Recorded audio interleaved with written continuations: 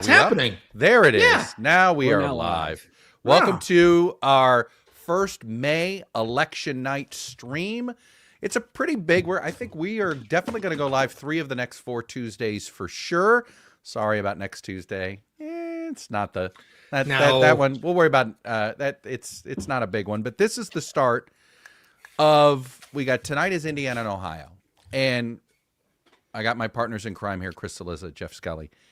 And I look at tonight as the beginning of we're trying to find out. This month is going to tell us how lame the duck is in the Oval Office, right? Yep. We're going to find out in these state Senate primaries. We're going to find out in the Thomas Massey primary in Kentucky just how much juice is left in Donald Trump's squeeze. Yep. And that begins tonight. Ohio, in theory, a much bigger deal state, but really a much bigger deal in November. Not a ton of primaries that are going to be of huge importance. So we really are focused on Indiana, and the polls have already closed. Mr. Skelly, walk us through Indiana, calling Indiana races. Is it going to be a fast night, a slow night? Take us through the system. Yeah, so Indiana is not the fastest. Their polls closed at 6 p.m. East. Well, he's so political. Not the fastest. Well, look, every state does things differently, and some are just a bit more. Some are just quicker than others. And most of the state closed their polls closed actually at 6 p.m. Eastern. But the northwest corner of the state around Chicago, or outside of Chicago, Gary, sort of in that vicinity, close at 6 p.m. Central, so 7 p.m. Eastern. Jackson 5, home of the Jackson 5. Exactly, home of the Jackson 5, right. Yes. And so Indiana and Kentucky, the only 2 states that close at 6 p.m. But anyway, the main thing that is going on in Indiana are 7 state Senate. Yes, state Senate. No, not U.S. Senate. State Senate. We are rarely this focused on a state Senate. State Senate primaries, but this is unique. Very unusual. So you have 7. So back late last year, you may recall that Republicans in Indiana, in the state Senate specifically, shot down a redistricting proposal for the congressional map in Indiana. And now President Trump has endorsed primary challengers in 7 primaries against 7 senators who are seeking re-election who voted against that legislation. Lauren, I don't know if you can bring mine up there. I've got sort of the map here of 7. Yeah, that doesn't look as great as I'd hoped, but let's zoom in a little bit. Well, it's just Indiana. It's a long state. It's not as good on vertical, but maybe it's better if you're watching this on your phone or something.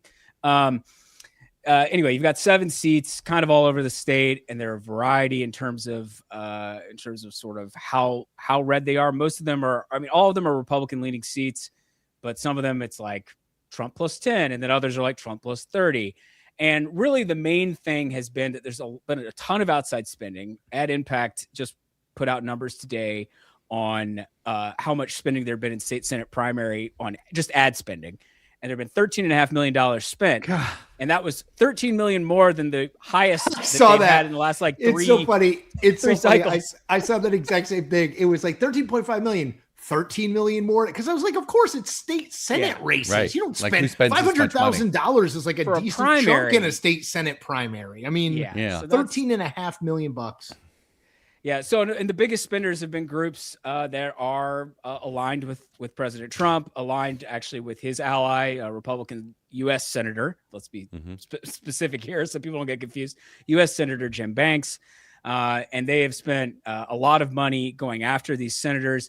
Now, the 7 senators in question did significantly outraise their primary opponents, but this is a lot of outside money getting dumped in, and it's an unusual situation in that sense. And so there seems to be just a lot of uncertainty about how things are going to play out tonight. And Trump has sort of made this. It's not as big as Massey, right? I mean, I don't talk about it all the time, but he has gone after Rod Bray, the state Senate Majority Leader, who's not on the ballot. He's up in 2028, but to try to sort of, if these 7 lose and they're replaced by 7 Trump aligned, to see if they can push Bray out. I mean, this is Chris LaCivita, Trump's co-campaign manager in 2024, has been very active in attacking these people.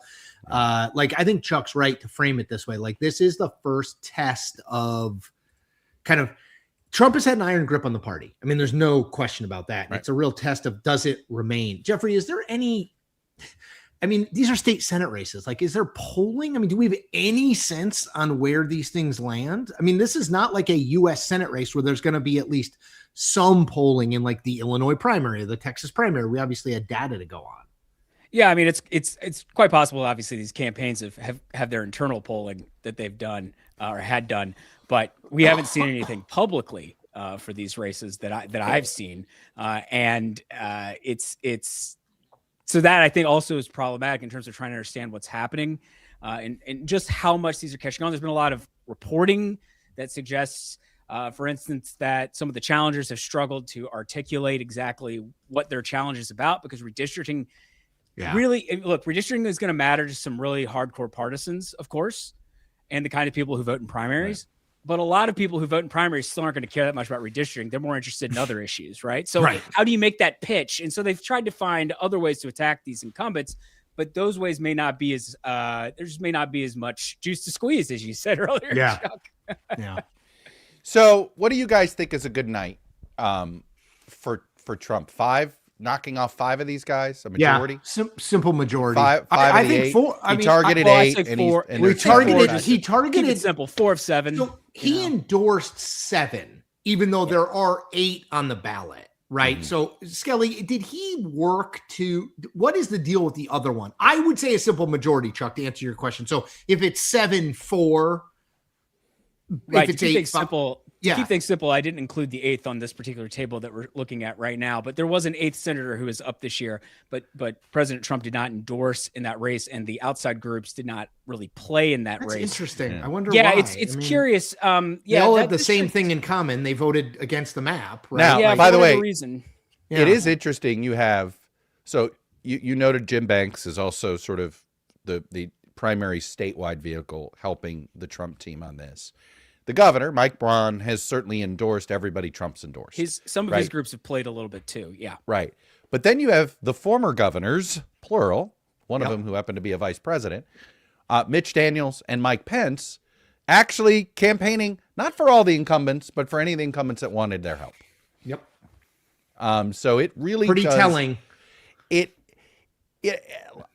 Maybe it's too far to say this is the beginning of what could be what the divide in the party looks like after Trump leaves, right? Sort of, it's almost like your institutional wing of the Republican Party, Mitch Daniels, Mike Pence, versus sort of the populist wing of the party, right? Jim Banks and Mike Braun were Republicans who wouldn't have been able to succeed in the era of Mitch Daniels. No, well, right. Chuck, so it is worth. But now Mitch Daniels would struggle to succeed. You know, totally. I mean, correct. Here we are. He couldn't win in this environment. Right? And to Skelly's point about Banks, right? Like the other senator, U.S. senator in the state, is a Republican, Todd Young. I mean, not doing like, a thing. Yeah. He is, and I think Young versus Banks is a real look. We know this, right? This is.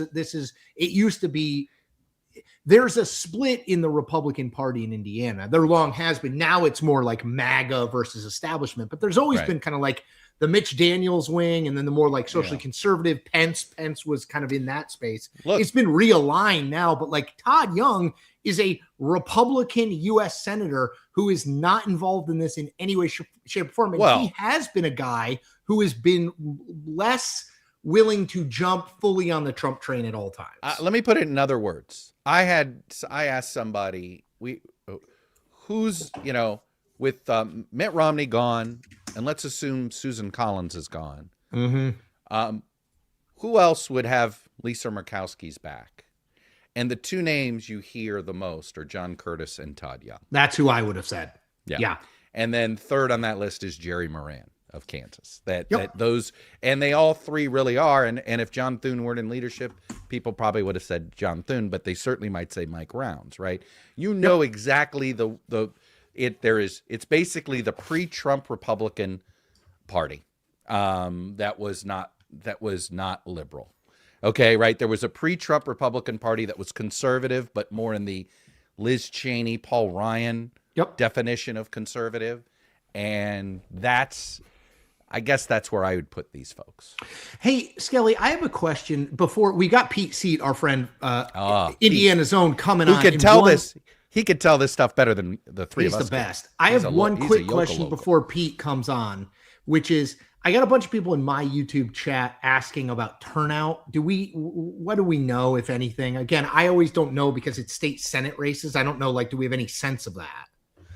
Yeah, so in terms of statewide turnout, I think our running estimate for Indiana, and I believe this is across both parties, is like 700,000 votes. How that breaks down from district to district is going to be difficult. Now, Indiana and Ohio are states that don't have party registration.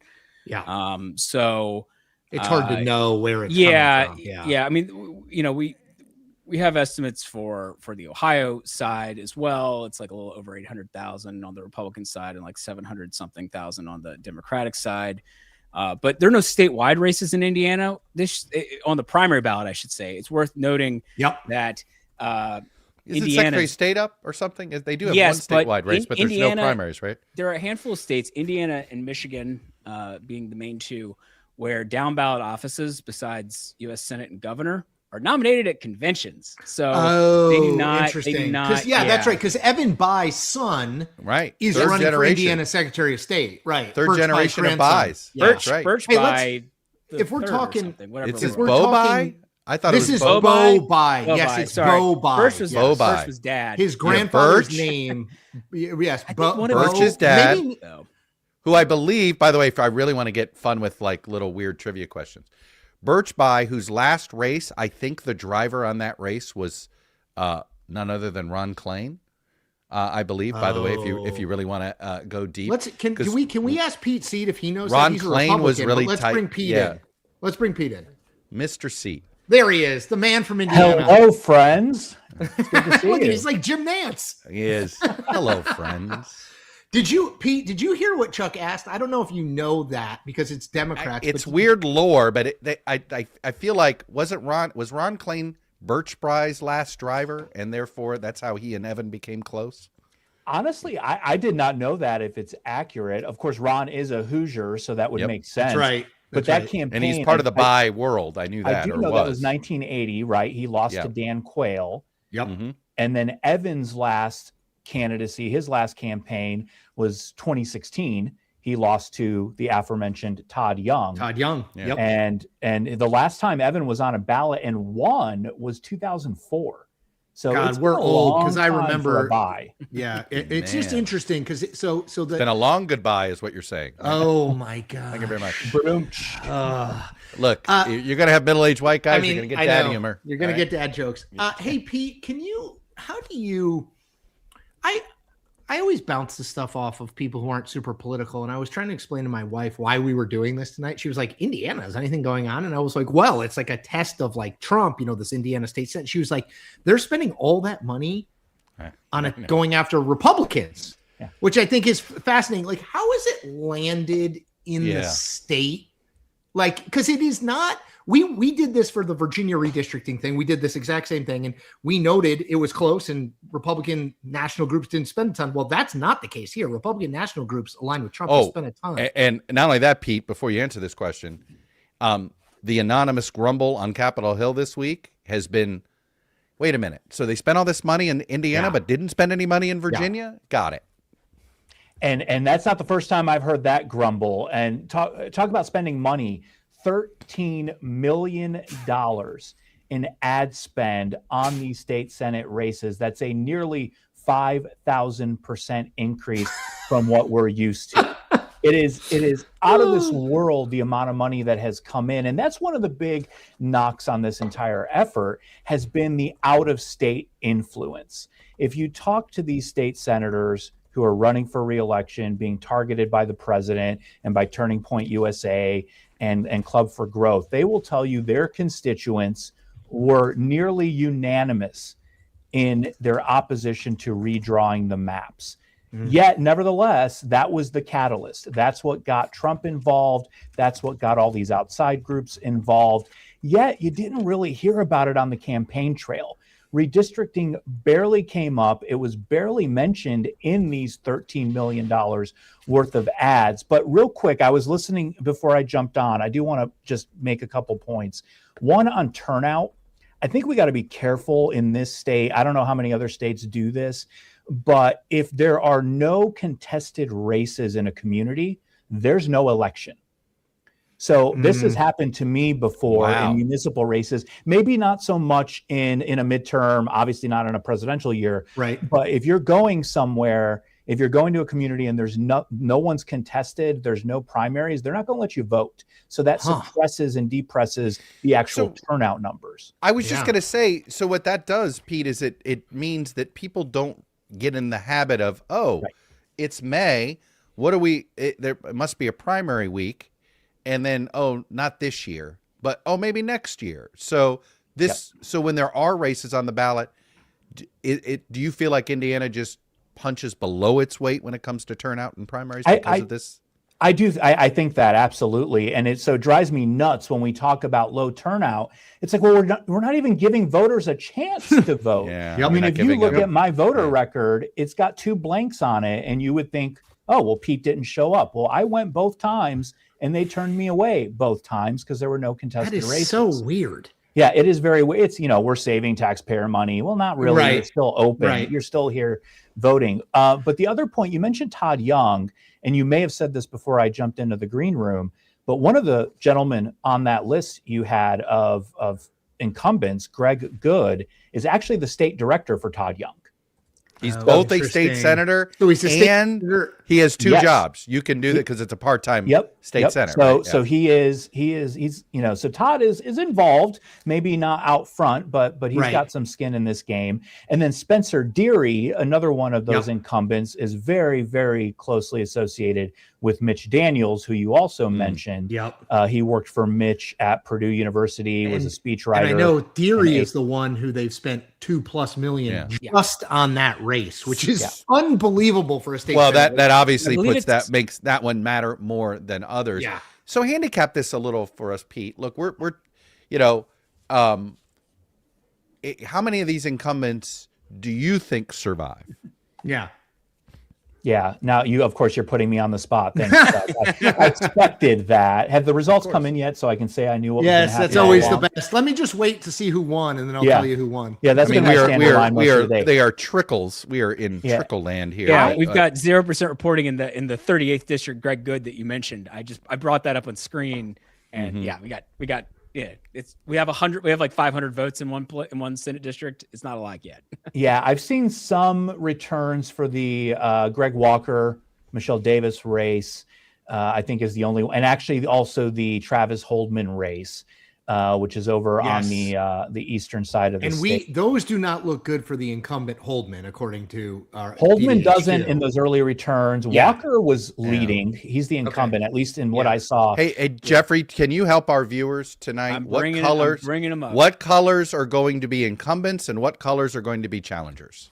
So it's going to vary from 1 to 1. So don't do this to us. You're going to kill us if you do that. Yeah, so it is because like the other guy was purple. Yeah. So I brought up Greg Walker here. I think it's an ABC order, I believe, is the coloring scheme. So Michelle Davis, state rep.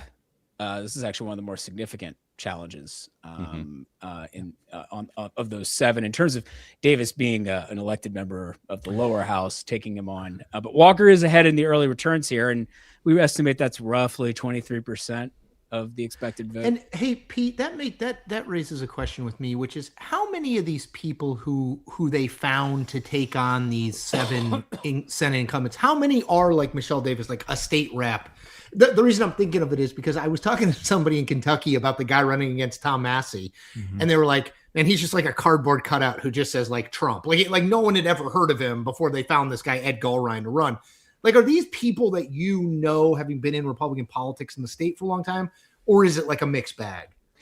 It's mostly a mixed bag, Chris. The challenger to Travis Holdman is a city councilman in Bluffton, Indiana.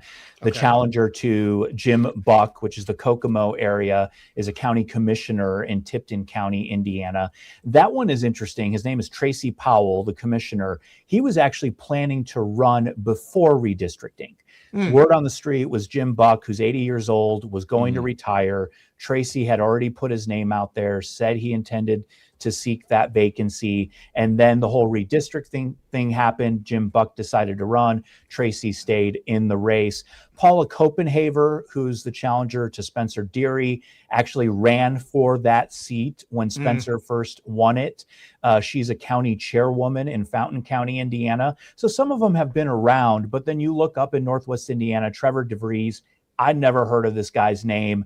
This is in Gary, the Gary area. Up in that area. He was going to run for state representative. Actually, the old seat where I'm from, where my parents still live in Lake County.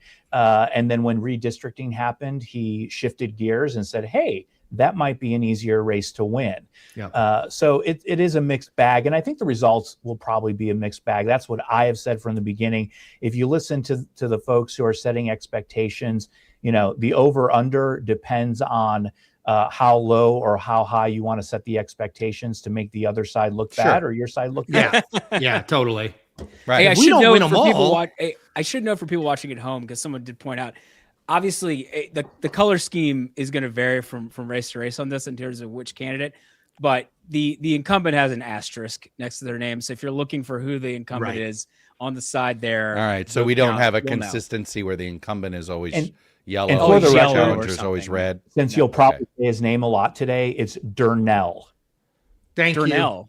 Yeah. That's how you pronounce it. That's a fun That's one. very helpful, Pete. Hey, Pete, can I ask you one other thing? I don't want to keep you too long, but you said that most of the ads here are not on redistricting. What is it doesn't support Trump enough? Like, what's the, I don't want you to generalize. I know it's 7 races that they're all in different parts of the state, but like, what are they talking about?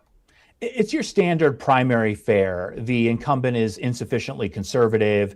They're out of step with Donald Trump, which is code for redistricting. Yeah. But I think polling, either there's a slight majority in favor of redistricting, so it's not enough to put it in the ad, or it's lopsided in the other direction and they haven't touched it. I mean, Michelle Davis is a great example. She has been quoted in the media saying when she goes door to door, no one brings up redistricting organically. No one. It's not a topic of conversation. So of course, some of these ads have focused on, 1 or 2 votes. The gas tax is a big one that has come up a lot. There's a bill on prohibiting Chinese interests from buying farmland in Indiana. It's being completely misconstrued. But as you all know, you throw something out to see if it sticks on the wall, and sometimes it does. The Chinese are trying to buy Indiana. Yeah, and I heard Travis Holdman at an event the other day talk, and he's like, this ad about me supporting people buying Chinese land, I don't even like Chinese food. Why would I support them buying land? It's just Anyway, hey Pete, let's take a step back here. Mike Braun's only been governor a hot second, it feels like. How would you compare his governorship to Mitch Daniels and Mike Pence? Well, his has been a much more fraught relationship with the legislature, and every governor goes through this. They Even though same party? Yeah, they come in and they're saying, I'm the executive. I'm the big dog in town. The voters just picked me statewide. This is my agenda. Now go forth. And the legislature has a knack for saying, hey, we were here before you. We're going to be here after you. Have fun. And Braun has dealt with that. And Mitch dealt with that. Eric Holcomb dealt with that. Mike Pence dealt with that. They all deal with it, though, in different ways. Some bring in the legislature, negotiate a lot, come to compromise. In some cases, that's what Braun has done. But I really think this issue, Mike Braun has leaned into to get into the good graces of the Trump administration and to elevate his profile. Well, I mean, he's looking at tonight. Well, it's funny you say that. I got a sense that early on he wasn't digging the redistricting fight, and then he got caught being late to the party, and now he's been playing catch up. Am I overreading it, or is that a fair? No, I think assessment? he was slow to the game, maybe not privately, but if you were listening to these state senators from the very beginning, there was very little appetite for this. And y'all have probably seen, the Washington Post and other outlets and independent sources have rated our congressional map as, quote, the least gerrymandered, which I hate that that's the bar, but they claim that it's the least gerrymandered in the country because it is drawn very well. It maintains those communities of interest. It respects existing boundaries. Only 8 of our 92 counties are split between 2 congressional districts, which is a rather Herculean task when the deviation in population is literally 2 people between the largest and smallest district. But they're just, that appetite didn't exist. And I think he felt that. He probably heard that. He knew that. And then the vice president came here twice to start twisting arms, to start making the case. And things started shifting. The online Trump had the state senators louder. come to the White House. I mean, they've been involved in this. Like they have been very involved. And then the president had most of these challengers into the Oval Office just about a month ago for photo ops. I mean, it reminded me of the old Reagan or George W. Bush days, right? Where they would bring candidates in and film some footage that they could use in their campaign ads. It had that very same feel for state Senate seats in Indiana. It's absolutely wild to watch. What is this? I was just going to say that Pete, you mentioned that, and there's an interesting race, the Greg Good race that you mentioned earlier. I know that there was actually an ad that was run by the Trump endorsed challenger Brenda Wilson, run on her behalf, because there's a third candidate in the race named Alexandra Wilson. This is the 38th state Senate seat, and so essentially the ad goes back and forth talking about little descriptions of Greg and Alexandra and Greg. Who cares? Support Brenda. And at the end, it's a picture of Brenda Wilson with President Trump in the Oval Office. And it's just interesting trying to navigate a three-way primary. And most of these are head-to-head races, but there are a couple that are three-way, and you do wonder if actually the incumbents in those races might have a better chance, just on the off chance that, potential opposition is more split. Get split, yeah. Well, and that race you mentioned is interesting. It's probably been the most dramatic because of the dual Wilson candidacies, and the idea that the second, is it Alexandra? Is that it's Alexandra. Yeah. That she got in at the behest of some friends of Greg Good just to confuse voters. Now she denies it. It ended up going through like the election board. I think it actually ended up getting to court. At one point as well. This whole thing was a huge mess. Jim Bopp was involved, probably a name familiar. Jim Unskinny Bopp. We know Jim. Bopp. Jim, and he was involved in this whole thing, arguing against it. So, but she ended up remaining on the ballot. We'll see how that vote splits, but it has been a roller coaster for sure. Pete, look, up until about the end of the Evan Bayh era, Indiana was a fairly competitive two-party state with Republicans usually in the advantage, but it was it was two-party competition. They were 55-45. Those were the blowouts. Obviously, things have shifted a bit. Are we seeing, and what we've seen in other states where one party has sort of just taken over, you start to see, politics abhors a vacuum. So you see a new divide. Right? The state of Texas is a great example of this, where basically you have 2 Republican parties now. We'll see if the Democratic Party gets strong enough to take advantage of that moment. Are we seeing 2 Indiana Republican parties now? That this is the new divide in Indiana? It is sort of the populists and the institutionalists, but they're all under the banner of the elephant? Well, first, to the beginning of that, I think that shift started in 2010, really when our politics became nationalized.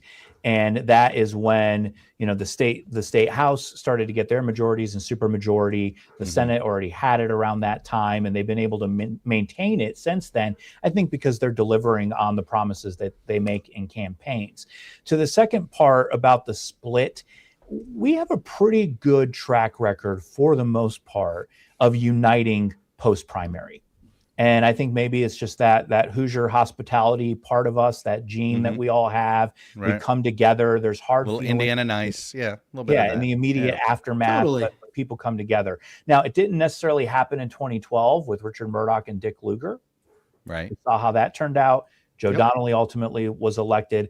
But I think Democrats struggle because of the nationalization of our politics and how far left Democrats have moved nationally. It's hard to break through in this state, even if there are quote unquote moderate Democrats, to say, hey, I'm moderate. I'm not Right. like AOC. I'm not But like Mom the Donnie. national I'm brand is different. hard to shake. It's very hard to shake, and it takes. And maybe some of this $13 million could have helped them Yeah. out. Hey, Pete Buttigieg had to leave the state to have a shot at even is. talking It's- about winning it- somewhere That's a else, great right? point. I mean, I to just be clear, I want- his husband's from Michigan, so they moved to Michigan. But then there was chatter about him being a Senate candidate, and he never would have run again in Indiana after losing. No. He lost in 2010 as a statewide candidate. Yeah, he Uh, ran for state treasurer. Yep.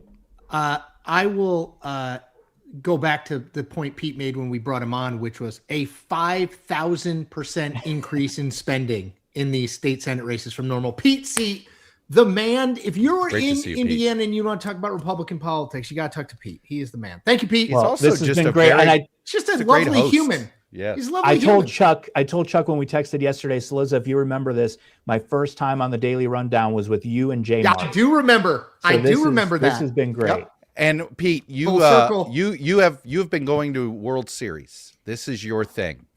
How many Yeah. straight World Series have you attended in person now? Last year was my 20th consecutive. I go to one game every year. I love it. absolutely love it. So cool. 21 is just around the corner. It's a great tradition. And Sometimes did the you only even baseball do the game I COVID see- year? Did you do Dodgers Rays? Yes, I was yeah. there. You did the COVID So, year, Pete, yeah. we'll host you when the Nationals are hosting the World Series. So we'll see you in D.C. I'll take you up on that. in 2097. Thank you, Pete. Thanks, guys. See you, Pete. All right, so we have been we were getting deep into Indiana stuff with Pete. As we should. Kyle Kondik, who has I always think when we bring Kyle on, he should have a like actual crystal ball. I feel like that would be badass because he is the Sabatos crystal ball at UVA Center for Politics. Kyle, sorry to keep you waiting, man. We had to get that problem. Pete seat. We had to get that Pete seat thing in there. I have a canned line in speeches that I give because I tell people at the end of the speech, I say, hey, sign up for the crystal ball. And I say, you could Google us. The first thing that will show up for the crystal ball is like an eBay ad for an actual crystal ball. You scroll down a little bit, and then you get to us. So anyway, I like it. Well, We should don't you him get to like little crystal ball. don't you get to a former candidate for Congress then? Oh, yeah. Or, that's yeah, you have that issue Yeah, that's too. in Skelly Yeah. territory. That's a Virginia former Yeah. candidate. Little Yeah. reference, yeah. Yeah. That's right. Now an online influencer crystal ball. Deep cut. That was a Yeah. deep cut. Deep Yeah. primary cut there. All right, Kyle, tell us. We ended with Pete Seed about sort of what's winning. Like what we got 7 of these contested races. Like, what does winning for Trump look like? Because we're obviously interested. I think you obviously are too. Like, this is interesting because it's Donald Trump has put his sort of political capital and money on the line and said, like, we need to beat these people. Do they need to beat all 7 of them? Do they need to beat a simple majority of them? Like, what's the bar, I guess, do you think? well, I kind of wonder if there's not a specific number on it, but it may just be that, I think part of what's going on here is that Donald Trump is trying to push off being a lame duck. And he is incredibly influential within Republican Party politics, probably the most influential president within his own party in terms of picking candidates and that sort of thing. Is there even really a comparison? You have to go back, Kyle. I think you have to go back to FDR. I I was know gonna that. say, FDR there's no was modern literally there's And the no hey, last even president FDR to do this. Yeah. And even though an FDR in 1938 had a real bad time of that, actually. That's when he right. Oh, it didn't go shot a well bunch of- all the yeah. time, right? I think he only, I think only one of the candidates he opposed lost, and it wasn't one of the senators. It was a House member from New York. But again, maybe I'm missing something, but in my reading of American history, you didn't have like Ronald Reagan, even like really popular, successful presidents, or even Lyndon Johnson was like a political animal. I don't know if he was intervening in this kind of granular sort of way. Well, And part of it is just to send a message like, hey, don't mess with me. When I tell you something to do, you do it. And so, well, it's interesting. You're right, but usually these national polls didn't get involved because it was, don't punch down. Right? That was usually the idea. Don't punch down, punch up, and being the president, you're always punching down. well, and look, this president doesn't really, he just hasn't done it that way. And so he's been very involved. He's very involved when he wasn't in office, but he's effectively been the leader of the party for 10 years now, basically. And I also think about this in the context of what's going on nationally. You've got, the Calais decision last week, basically, doing away with protections for majority minority districts. You're seeing all this activity in the South about whether Republicans might try to draw out, Black Democrats in certain places. That all ripple effects down the line. But, if we come out of tonight and Trump is seen as the victor here, and again, I don't necessarily know what number you would put on it. We've decided that if he wins at Simple least majority. 4, you know, give him I think 4 or that's 7. You know, That's probably that's fair. that's the fair mark. But when you know, so you know, the White House calls, you know, South Carolina and Louisiana tomorrow. Right. They say, hey, like, if you don't go along with us, we're going to punish you for it. Such an important point. Chuck opened Kyle talking about this, and 2 weeks from now, Massey in Kentucky, and it really is. It's like, dude, politics is a copycat game, right? Everyone pays attention to what everyone else is doing. So if you see, let's just say Trump back candidates win all 7 of these races, you are exactly right. I would be not surprised in the They'll least all change to see Georgia or South Carolina be like, you know what? We're actually going to open our map up again. I mean, they all, that's just how it's, that's just well, how Georgia it just can't works. legally do it. Georgia's too far That's down right. the line. Kemp said that. That's right. They and Kemp has, you know, Kemp has bucked Trump. well, he has, but Kemp is also, he plans to try to do a special session before he leaves office. He did say that because it's possible he's replaced by a Democrat. Yeah, they don't want to And risk divided so government. He's doing this redraw, I think, in December is sort of the time, right? Isn't that the sense? I believe he sort of Before he leaves office, at the very least, they'll call a special session. I don't have any inside information on that, but that would make sense to me because also if you do it before the election, you have to deal with the political fallout of it in November. So it'll just be this kind of, you know, stinky lame duck session thing, which is always kind of atrocious. But I mean, it just is what it is. Yeah. Yep. Yeah, because he'll be like, can't punish me. Right. But you're right. I mean, it 4 or 5 victories tonight. Yeah. And, you know, there's not going to be hesitation in Tennessee, South Carolina, Alabama. Now, by the way, I think it's going to lead to potential huge statewide turnout backlash. Like, I think Doug Jones in Alabama suddenly has a boxer's chance.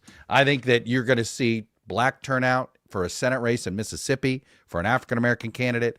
So spike in ways that perhaps you wouldn't have seen. It's that would be the only thing I think Republicans are the aggressiveness, right? They won't even wait an extra 2 years. That could really supercharge black turnout. It really could. Hey, just to bump in here because I just see some chatter in the chat, if you will, about sort of the situation. It's like someone was like, "Why are there so few results?" For an hour and 11 minutes after polls closed in most of Indiana, Indiana's notoriously slow. That's just kind of the you know, different states put different number of resources and have different administrative setups, and Indiana is one of the slower ones. You know, Ohio, by comparison, maybe this is a good opportunity actually to segue and talk a little about Ohio because Kyle literally wrote 15 a minutes book away about from it. Polls close, right? Polls are going to close there very soon. Ohio's very fast. It reports a lot of early vote and is usually pretty good pacing wise as the night wears on. And Kyle, I was curious. Obviously, whereas in Indiana we get to talk about sort of Trump and his role in this. In Ohio, I don't think we actually have many races where that is clear. Only in the sense that the Ohio governor's race, which could have had that element of Trump's influence, it was so influential that everyone got out. Yeah, Trump won the primary many months ago. You know, Dave Yost was state auditor for 8 years and then state attorney general for 8 years, and it was, you know, he was ready to go to run for governor, and he got Bigfoot out of the race by Ramaswamy. Actually, John Husted, who's in the Senate now, sort of the idea when he joined Mike DeWine's ticket for the 2018 race is he that was hey, the governor he's and be the guy who could step up to run. And for didn't governor. He's been Secretary of State for 8 years. He wanted to be governor too. Everybody wanted to be governor. And they tried tried Jim Tressel. They tried Tressel too, right, Kyle? There was some because you know, Houston went to the Senate, so there was a vacancy for lieutenant governor, and so, you know, the former Ohio State coach, former president of Youngstown State University, Jim Tressel came on.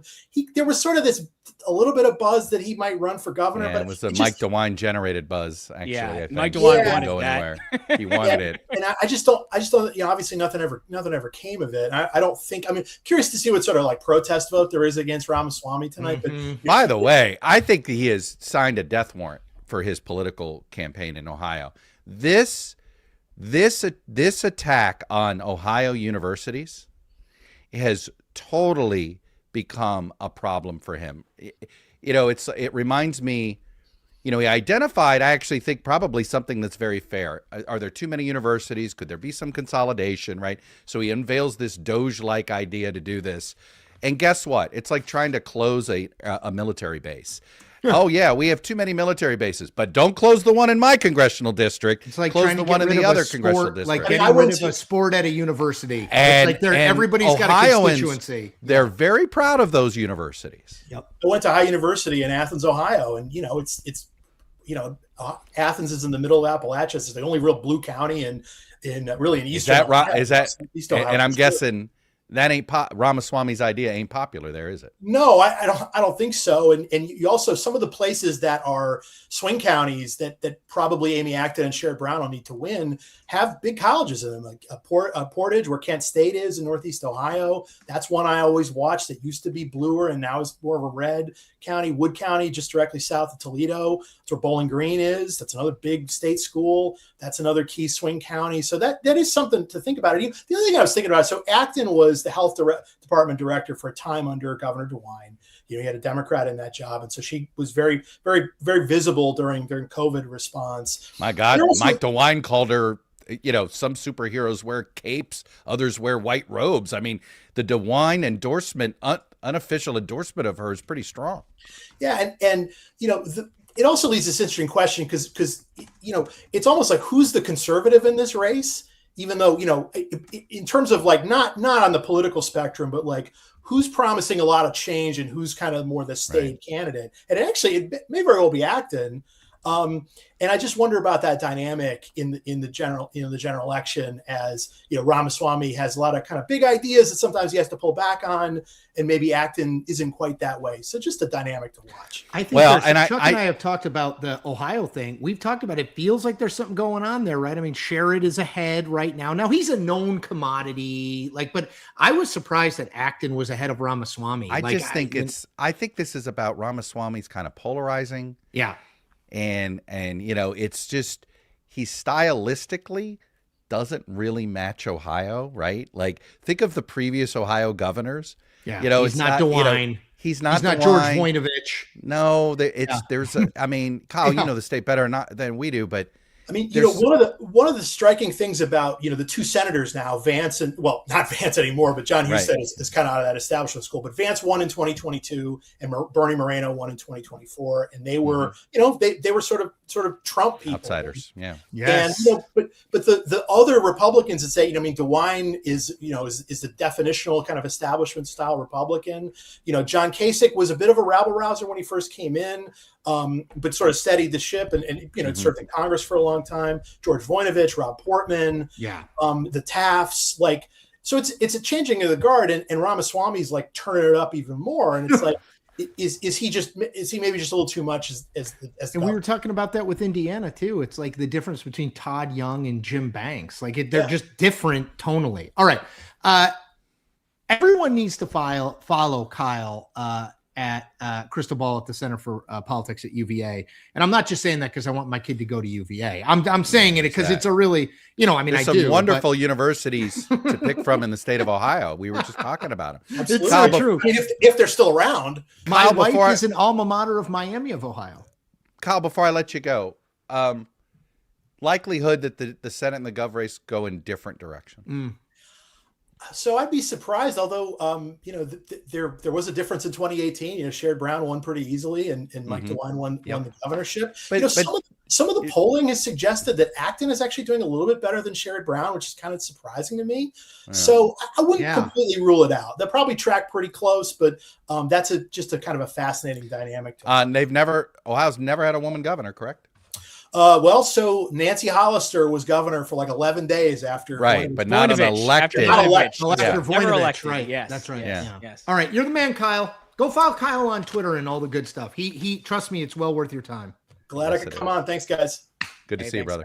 Go ahead, Skelly. I was just going to quickly jump in because one of the races I was watching tonight, besides the Indiana state Senate races, was also a primary involving Jim Baird, who's a congressman from the 4th Congressional District in the western part of Indiana. And we're starting to get some votes in there. It's still only about 18% of the estimated vote reporting.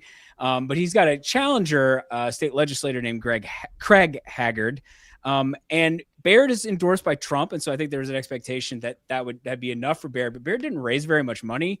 And there was actually an outside group that spent a couple $100,000 attacking Baird over his support for the Dignidad Act, that Dignity Act that's like sort of a bipartisan immigration immigration reform bill that Congress is currently looking at. And I was just curious, Baird hadn't raised very much money. Would there be a little bit of a surprise? But so far, so good for him here early. Interesting. All right. Well, let's keep talking a little Ohio as we and Skelly, by the way, I always say this. Jump in if and when we have calls, but let's talk about it was a good transition. Yeah, Jesse Balmer from the USA Today Network, Ohio Bureau, Columbus Dispatch. Hey, I mean, look at this. This is that's a bar if ever I've seen a bar. Well, at a victory party, right? Yes, right outside where Vivek Ramaswamy is going to celebrate his victory over a lesser known challenger. We were just talking about that, Jesse. Are you? I mean. You had Dave Yost, you had Tressel at some point at least floated. Are you surprised that Ramaswamy, who does feel very much of an outsider to Ohio Republican politics, sort of had just walked in, or is this just power of Trump? It's a little bit the power of Trump. It's also Ramaswamy really barnstormed the state last year. He went everywhere. He was talking to everyone. And he won the Ohio Republican Party's endorsement, which is typically a more establishment kind of a group. But he's also building on J.D. Vance's victory, who was kind of your outsider, untypical candidate. He's building on Bernie Moreno, who won the last cycle. And so he's more in the vein of those kind of candidates than your Mike DeWine or your Dave Yost or your John Husted. But if he would have asked me at the end of 2024, who's going to be the governor candidate for Ohio, I would have thought it was John Husted. We were just talking about that. I mean, yeah. John Husted would have thought it was John Husted. John Husted's been planning for this for over a decade. It's it was like Mike DeWine. When Mike DeWine finally became governor, it had been an office he was aiming for 30 years. And I remember I said that on election night. And then Mike DeWine wrote me a note. He goes, "Thanks for noticing." He was like, I did, because he cared about it so much. That was ultimately, he had served all these other offices, but the office he cared and wanted the most was governor. And I know Husted a little bit, and I think that's really Husted's ambition. Yeah. He'd rather be governor than senator. Now, he's not going to say no to the Senate seat when he realized he kind of had no choice. Right. I think if we could give him some truth serum, I think John Husted was really working towards that. He was the Ohio House Speaker. He was the Ohio Secretary of State, Lieutenant Governor to Mike DeWine, and they famously got together in 2018 when they were running against one another, and that was kind of seen as a power ticket in the GOP that year. So yeah, he was building to the governor's race, but that's, like you said, the Senate's not a bad. There was a guy named Adam Putnam in Florida who had worked for 20 years. The same what you just described, what John Husted did. He did the same thing. He served in Congress, then he came back, held state statewide insurance commissioner, right, Chuck? Ag commissioner. That's right. Because he's big in the citrus industry. And then Ron DeSantis showed up and said, "Donald Trump likes me," and the guy's career is over, just over. I don't even know. I think best laid plans. Yeah, it is. How Trump has really upended a lot of people's political careers in states like Ohio, Indiana, and Florida. Jesse, can you talk a little bit I don't think we mentioned it when we were talking to Kyle Kondik, but I don't think a lot of people know much about Amy Acton, who is going to be the Democratic nominee for governor. Can you just talk about her? Chuck mentioned DeWine praised her during COVID. Can you just talk about her background and how she wound up being, because we always heard Tim Ryan, former congressman, ran for president, right? Who is she? Because most of the data I've seen suggests she's ahead. Yeah, so Amy Acton was the state health director during the initial months of the COVID-19 pandemic. She was actually Mike DeWine's last cabinet pick, which was interesting because obviously DeWine is a Republican and she is a Democrat, but he wanted someone who was going to focus on public health and wanted kind of a nonpartisan person in that role. And so she really came to fame during these daily COVID press conferences where she was there in a white, doctor's jacket with Mike DeWine right there. And they issued various orders, and she was seen as kind of a reassuring presence for people who are following the COVID orders. Folks were really livid about the various closures. So she had some protests at her house because of that. But really, her term there was pretty short-lived. But just that name ID and that kind of, I know you, I was in your living room consoling you during a tough time, is really what she's been able to build upon. I brought up the college stuff that I know, look, Democrats, on how Democrats like to have a field day. They had a field day during March Madness. I imagine during the fall, every football program, every Maction Tuesday and Wednesday. You know, trust me, us gamblers know about Maction Tuesdays. But how big? It feels like that was a big mistake that Ramaswamy made, and one that may be a big part of the fall campaign. Am I overreading it? I think it's certainly one that's going to be brought up because, like you were saying, these are major employers for certain parts of the state. You had Kent State University's presidents kind of speak out about that, saying, like, we're already a center of excellence, which was the term that Ramaswamy used. It wasn't a direct attack, but we all kind of knew what they were talking about there. And so I guess we'll see. It also kind of runs contrary to former Republican Jim Rhodes' vision of having a public university within a certain mileage of every Ohioan. And so I saw Mike DeWine has separated himself from the plan by saying, no, the vision was every Ohioan should be within 30-minute commute of being able to get a higher education degree. Yeah, and Mike DeWine has really stepped in for a lot of kind of struggling universities. There's particularly one in the Dayton area that is in some trouble, and he's trying to like keep it afloat. So that's certainly a different approach that Ramaswamy is going with there. So we'll see how much that plays going forward. Hey, Jesse, what is we have an impression of Ramaswamy from the presidential and then his advocacy for Trump, but I don't know if the perception I have of him, which is kind of like glib and, MAGA, it seems like he's not emphasized that as well. Like, what is he trying to sell himself as in that state to voters? Yeah, I think he has learned a little bit from that presidential campaign. I think there were a lot of kind of like comments that he made off the cuff that people dissected and, they went viral and he got a lot of reaction to. You saw his very first ad was featuring his family narrated by his wife. And so kind of like the softer side of the big Ramaswamy. So I think he's really trying to emphasize that. Like I said, like he went to every county last year and really kind of made those connections. So he is hustling in the state, but these kind of like comments that were indicative of the presidential campaign are still popping up in the governor's campaign, to your point about like the community college or the colleges generally. Yeah. Is he, look, I know DeWine's endorsed him. But what is his relationship with the institutional wing of the Ohio Republican Party? Because he's got to govern with them. I mean, are we going to, let's say we have a Governor Ramaswamy, you're going to have Republican control of the state legislature. Is that going to be a tense relationship? So it's interesting because he chose us as running mate, the Ohio Senate President, Rob McCauley, and so that indicates he's trying to make connections there. Yeah. But if you're going after like universities or if we're making tax cuts that are going to affect local schools who are then going to call their state lawmaker and have issues with it, we'll see how that relationship goes. But Ohio's had a Republican governor and a Republican-controlled legislature for more than a decade now, and there's still conflicts. No. Right.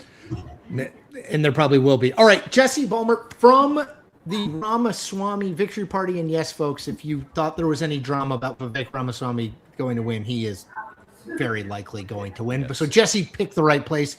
Columbus Dispatch. Jesse, thank you. Thank you. Jesse. Good to meet you. See ya. Hey guys, I was going to do a quick rundown of sort of where things stand. Please do. I was going to ask. In Indiana, let's go back to Indiana. Well, we're going to be talking about Indiana. So. And hey, Jeffrey, can you explain? I just do me the favor, because I see on my YouTube chat, and I would guess it's on DDHQ and Chuck too. People are like, are the red counties that we're looking at, did Trump endorse? No. Like, explain to people the color scheme, what they're seeing, and just talk about the incumbent thing again, and then run through it so people know what they're looking at. Yes. So the incumbents, we're talking about Indiana and these state Senate races, these 7 in particular, where President Trump endorsed a challenger. The incumbents have an asterisk or a star next to their names, but the colors are going to vary from race to race. It's an automated process. Though this, I will say that tonight has been a reminder that perhaps that's something we should consider in the future. Is that if there is I've made a note. That's all right. I've made it. Come on, Tranter. Like anyway, no. Hey, we're all learning here. Explain when people see this, the Tracy Powell James. We've Buckley. called one winner here. Do you want to say which winner we've called? We've got a winner. DDHQ is called the 19th. Oh, we just Mr. Skelly. yes. Hey there, I'm pulling it up now. Yes. Actually we we have so Trump, President Trump has got one down. That's a win for Trump. One. So this is going to be a win for President Trump. You have it's coming up. We have the there it is. Not close, by the way. Not close. In the 19th district, State Senator Travis Holdman Decision Desk HQ is projecting that Blake Fichter has defeated Holdman. What's interesting about this race is that Fichter actually briefly dropped out of the race because actually there are a Ross Perot vibe. So Holdman was going to retire and then reconsidered. No, that was Walker. Sorry, there's these situations. Holdman has been there for a long time. Fichter was like, well, I'm not getting a lot of support. And then he was going to withdraw from the race. And so Fichter got Trump's endorsement and got back in the race, was still on the ballot. And then it looks like he's going to end up winning this one. And he's going to win by by the way, I'm trying to do some math here. I'm looking at this race and it looks like we're going to have, maybe 18,000 total votes. Yeah. Okay. So we've spent $13 million on what may not even be a total of 120,000 total votes in these 7 primaries, right? Hey, I mean, that's what I was going to say to you, per Chuck. vote is going to be that per vote. That's going to make Tom Steyer blush. You know, Tom Steyer's got more work to do. He's got when you were saying he's going to win big, it's like he is. At the same time, he has 2,000 more votes than the other guy. It's remarkable. Right. We're gonna in 1 minute we're gonna bring in Kayla Dwyer from the Indianapolis Star. But Skelly, can you just run through the 7 real quick, just like where we are? Yes. So that's the one race we have a result in terms of the other seats where we actually have some meaningful vote. Greg Good, who is one of the incumbents that Trump has opposed, is still leading. So that's a race where, and he's a little bit above 50%. Again, not a ton of the vote in, but nonetheless, we're not expecting that many votes in total there. To do your math, Chuck, that one we're projecting even fewer votes. Yeah. So that's may not get to 100,000, may not get to 120,000. Yes, I would say that another senator who's clearly in trouble, state senator. Let's be just so people understand, because they're U.S. senators, but state senator in this Indiana context who's in trouble is Jim Buck. Who is trailing with about 40% of the vote in. Yeah. He's trailing. And this is another guy actually who was going to retire and then reconsidered after the whole redistricting shebang. So Powell, Tracy Powell, who is his challenger, could be en route here to a victory. By the way, it looks like, so far incumbents, it's about even split here. Incumbents are up in about half, and challengers are either winning or up about half. It looks like Trump's going to have at least a defensible night at worst. And I'm just keeping track, and just so. And hey, I would just add that we just got some votes from the northwestern part of the state where polls close an hour later, we were talking with Pete Seed about how to pronounce this guy's name. Oh wait, that did not load. I apologize. Dan, is it Dan DeNewell?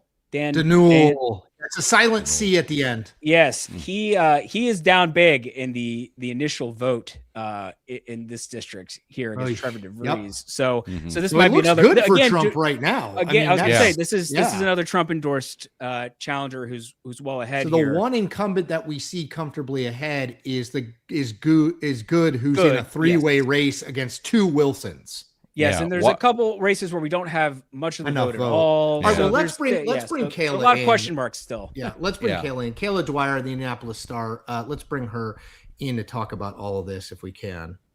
Hi, Kayla. Hello. Hey, amazing. Good branding by the Star. Yeah, excellent job. All hope you get a raise for that. So you heard us just talking. So we've got one. I'm keeping, because I always forget this. I'm keeping kind of a tally here. We got one Trump pickup. That means we have 6 more to go. 2 look pretty good for the Trump endorsed challenger. 1 looks pretty good for the incumbent, and then the others we don't know. What's your going into this? Did you have a good night, medium night, bad night for Trump and kind of the party as it relates to these 7?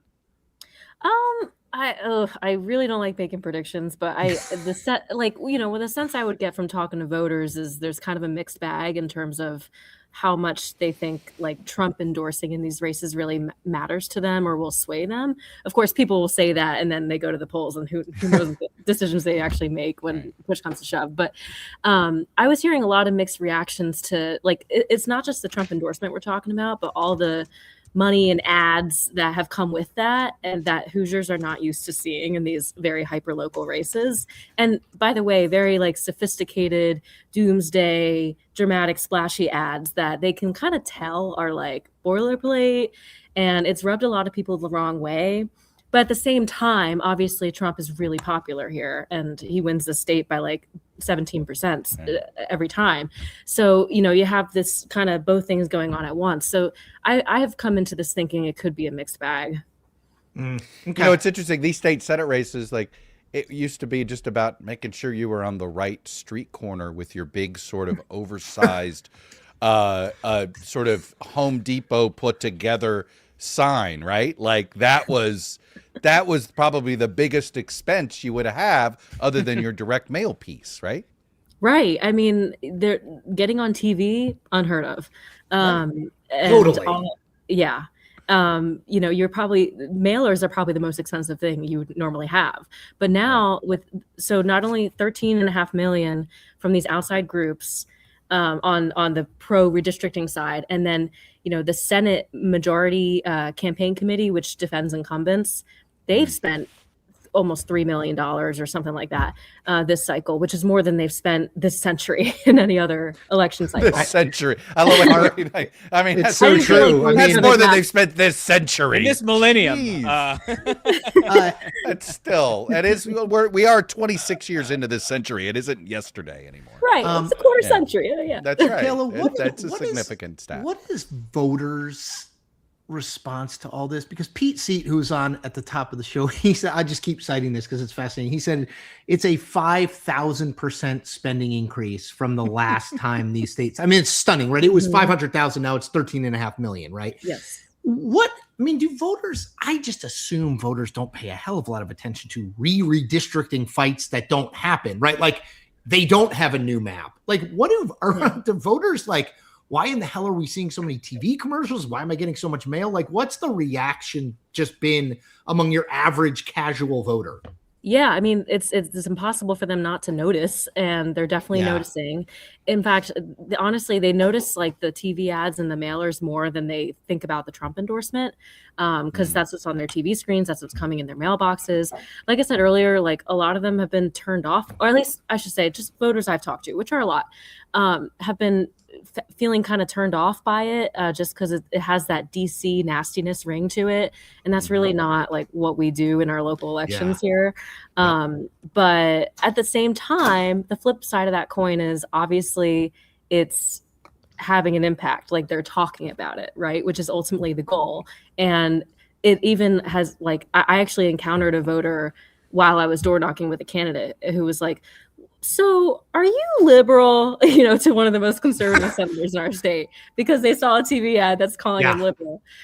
So they're remembering what they're seeing, and they're remembering the fact that these ads are, Kayla, what I'm curious about is what kind of psychological impact is this going to have on the legislature itself?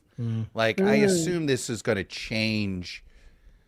It is, what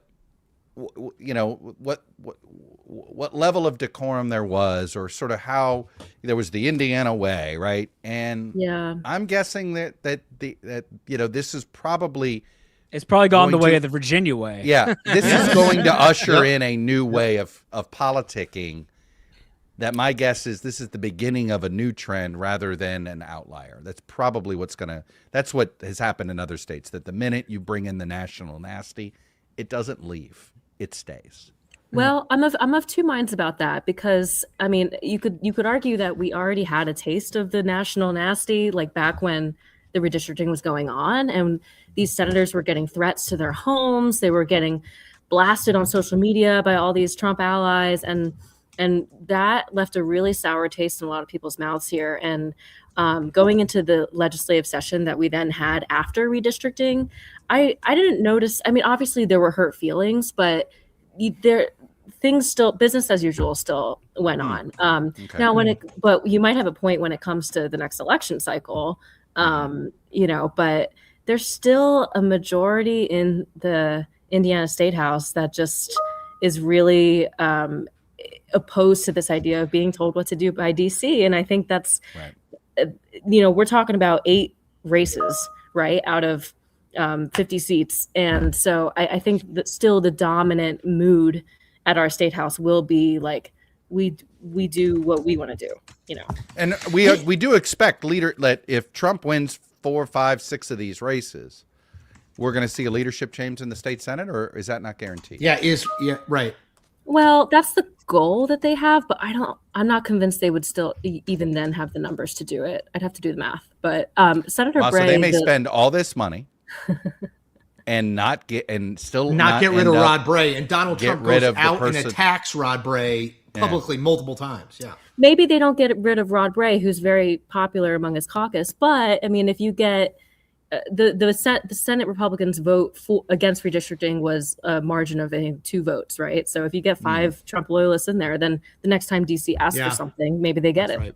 Mm-hmm. Hey, I have a question, Kayla, just broadly, not just about the legislature, but one of the things we're thinking of, is how these Republican parties across the country are changing, right? So certainly when I was coming up, and I think Chuck Skelly's too young for all this, but like when I thought of Ohio, it was like George Voinovich and Portman and DeWine. Like DeWine was like the conservative, and like John Kasich, right? Yeah. And now it's Ramaswamy's going to be the gubernatorial nominee, right? Houston is a little bit of a throwback, but that came up weirdly because Vance was the VP. You have Vance winning that race. You have like what like in Indiana, what does it look like? Because I won't go back to 2012, Richard Murdoch, Dick Lugar. That felt like a moment. Mm-hmm. Like, where is the state now? Is it Dick Lugar still hanging on? Is it Richard Murdoch? Is that the fight we're seeing? Like we see in Ohio, there's a changing of the guard. Is there a changing of the guard in Indiana? Whether it's at the state legislative level or the like national Republican level. It's definitely, I wouldn't say the changing of the guard has fully transitioned. I mean, you have people that are in positions of power that are of that new guard, but I wouldn't say the positions that they hold are all that powerful, if that makes sense. Like the leaders of the legislature are still more of that oldish guard. Like a Mitch Daniels kind of vibe. And toward Mitch Daniels, not quite Mitch Daniels, right? But well, there's very few of him. Yeah, yeah, he's kind of a unicorn, but well, I shouldn't say unicorn, but he's one of one. He is in his own way. But I just hey Kayla, what's the Well, let's get to if Mitch Daniels only could save one state senator, what's the one he wants to save? Oh, well. I don't know if he would pick. He didn't even want to get involved, really. I don't think he said I will back incumbents if they ask me, but he's not going out of his way to ask people. No, that's what was my intent. And then the other one was there was somebody Pence was going to help because apparently it was somebody that was very helpful to Pence when he was governor, and he's like, the guy's a good conservative. That was Jim Buck. Yeah, and Jim he's like, what? Suffering now. Yeah. But you know what? There's local dynamics there, though. That's the thing. Like, I think in a number of these seats, I don't know that the result can only be explained by the Trump endorsement. Like in the Powell Buck race, for example, Tracy Powell is very well known locally. He got into this race before all the Trump redistricting. He was already stuff. in. Yeah, this was Yes. already Yeah. Right. So Yep. like I think people know him there. Like it might very well be a referent. And Senator Buck has been in there for a long time. People bring up his age, anti-incumbency vibes Yep. going on. Yep. Like I think there's a lot of reasons why that could be going that way. And that's I do think that's an important point, because I do think that nuance will get lost in a lot of the Yes. national coverage. It will It just be will. like Donald Trump won or Donald Trump Right. lost. But like Yeah. these races they are nationalized, but they still do have like a little, things that happen in the community do still matter, Right. And it's both and. Like this is going to be Yeah. a big test of Trump's endorsement power, but also there are these other dynamics. That's such a good point. Thank Hey, you. Kayla, this was Yeah. great. You rock. Appreciate it.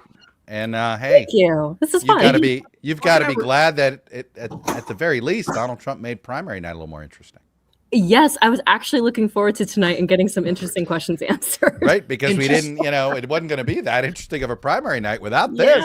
exactly. No statewide races. Yeah. So, So and I will thank say, you. Kayla, just so Good you for know, business. Chuck and I were extolling the virtues of Indianapolis earlier this week on our podcast. such a- Indianapolis, such a great town. one of the most underrated. Such a good town. We shouldn't talk about underrated it too cities. much. Yeah, I don't want I people agree. to go there. Don't go I to agree. Indianapolis. It No, is please come. sneakily a It's really good city hosting a huge event. Yes. It is, Yes. look, New Orleans We're is good New at Orleans. that. there. I'm not going to sit here and say you're going to ever overtake New Orleans, but Sure. I'll take Indianapolis over that I other love city it. in the state next door. That's all I'm saying. Agree. Totally agree. Appreciate Okay, that. thank I you, love it Kayla. here too. Thank you so All right. much. Good to Thanks, see you. Kayla. I Let's agree. dive Chuck right and in. I are pro Indianapolis. Let's keep going. We We are. get a hard out for For Aaron, yeah. So Let's let's bring bring in Aaron Aaron. in. Yeah. Let's bring Aaron Covey of the Cook Political Report right now. Aaron's got a hard out. We want to get as much as we can. And so, look, we just spent 15 minutes in Indiana. Let's go back across the border and go back to Ohio a little bit and focus on what you're watching, Aaron. Yeah, I mean, it's not a particularly exciting primary night, I would say. But in Ohio, what we have are two clearly competitive races in the 1st district, held by Congressman Greg Landsman, a Democrat in Cincinnati, and the 9th district, which is held by Democrat Marcy Kaptur, a Democrat that's in the Toledo area. These are both top targets for Republicans this cycle. The 9th is going to be more difficult for Democrats to hold. That one we have rated toss-up. Landsman's race we have rated lean D. And so the Republican primary in the 9th district is what I am paying closest attention to right now. But I don't actually think the results of it are going to necessarily have that big of an impact on the general election. And that's because Republicans weren't really able to recruit a strong candidate here. They had Derek Merrin was the nominee last cycle. He is the front runner in this race. There's a couple of other candidates who are in the race. Madison Shaheen, who is the former ICE deputy director. You have Josh Williams, a state representative, as well. Aaliyah Nadeem, a veteran who is running. But Trump hasn't endorsed here. There hasn't been any money raised. So it's a little bit of a black box. And I think Barron probably wins based on name ID alone. I have to tell you, the thing that surprised, look, Marcy Kaptur's staying power is unbelievable. Unreal. And Sorry, I I'm have trying to to say- pull up the results, by the way. This is usually a skelly thing. Sorry. No, Sorry we're- that it's a black screen. I'm doing it, but it's All just right, going slow. we got you. No. Yeah. You'll make it work. Yeah. Her staying power is remarkable. She's always had very good relationships with local labor leaders in particular. I have to say, I'm shocked she didn't get a primary challenge. And I know that, and part of it maybe there's a realization that she is uniquely the only Democrat that can win this district. But considering the whole generational divide that has been a huge motivating factor for primary challenges this year, are you surprised she ended up not getting one? Yeah, that's a fair question. I don't think so necessarily. And I think that is because of the same reasons that she has been so successful in these competitive general elections. You know, she has a very strong brand in Northwest Ohio. She has very good people. constituency services. She's just been around such a long time. I think she is like pretty entrenched. And I also think like any serious Democratic challenger, recognizes that this is a very tough district to hold and they're not going to get in the way of making that more difficult. But yeah, she also has gotten very lucky with her Republican opponents in the past couple of years. So that's also an important dynamic Is that district more Trumpy now than it was? I know it's moving in that Yes. direction, but it has gotten even worse for Captor, right? It has. So Yeah. it was a Trump 7 under the old lines in 2024. So Trump carried it by 7 points. She won by like less than a point. And then after redistricting, it moved to Trump 11. So it shifted 4 points to the right, not insignificant. But, in the current political environment, we're assuming things should be at least 4 points better for Democrats overall. Yeah. And so, Mhm. that kind of counters out that shift. Yeah. on Me the thinks this redistricting could be side. her last race. Yeah. It could, You know, yeah, for sure. because the It could be a tough one. presidential, it's probably a very, I don't know if she can hold it in the presidential. And I don't know if she would run for re-election in 2028. Right. But it's going to be, it will be very tough in 2028 for sure. Yeah.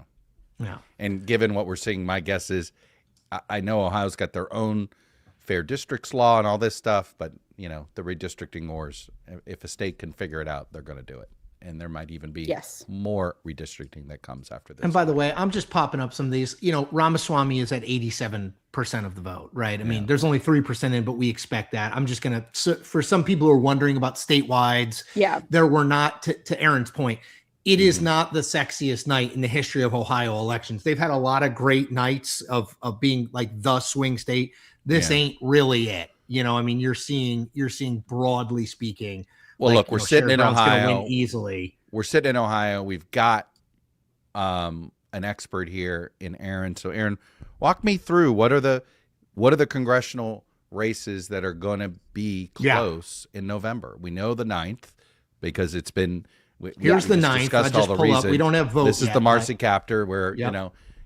Marcy Captor, who's been in Congress, I think, since the 80s. That is correct. Yeah.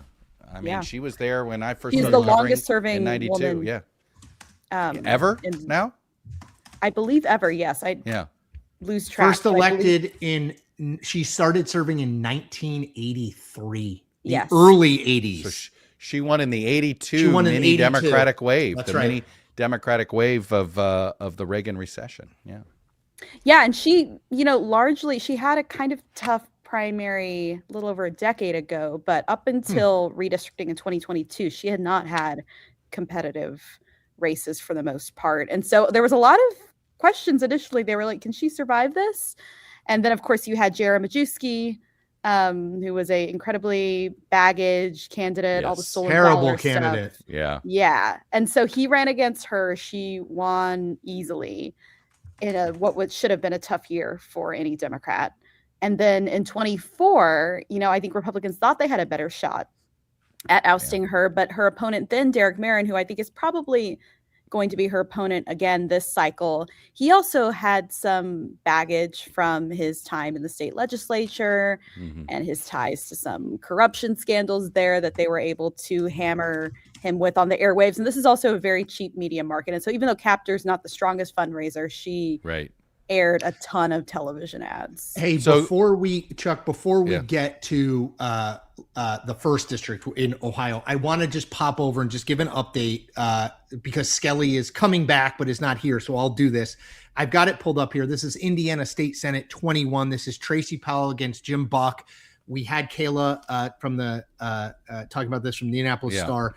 Powell, who is an endorsed Trump candidate against Buck, the incumbent, has now won decision to DDHQ.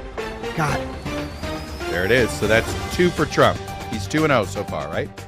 I don't think I've been on when the music plays. How cool is that? Music, Yeah. Congrats. Yeah. Yeah. That's pretty great. Makes me pretty professional operation we got here. Yeah.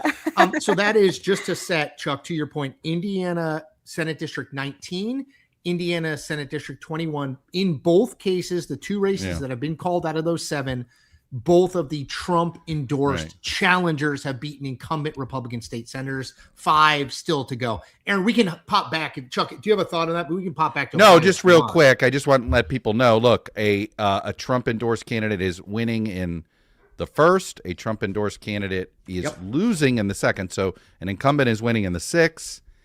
A Trump endorsed candidate is winning in the 11th. That's somewhat tight. That's within a couple hundred votes. A incumbent is winning in the 23rd. An incumbent is winning in the 38th. An incumbent is winning in Walker is now, it's gone the other way. a Trump-endorsed candidate is winning in the 41st. So, look, it looks to me like Trump's going to get 4 and probably more. But it's hard to imagine he's not going to get 4. Let's go back to Ohio. The only one that looks good, candidly. That's 38. He's got the it's a three-way race. He's got the three-way race, We can go back to Ohio. I'll pull up Ohio. Go ahead. So let's talk about the generals in November. So we've got the 9th. I've got the years first past, pulled up too, Chuck. In years past, the first, which is Cincinnati, Hamilton County. To me, it's a competitive race when Republicans are having a good year. It's a tougher race when Democrats are having a good year. It is. So this is another one that they changed in redistricting pretty considerably. It was a seat that Harris won by several points in 2024. Previously, it's now a seat that Trump won by about 2.5 points. So it's tougher.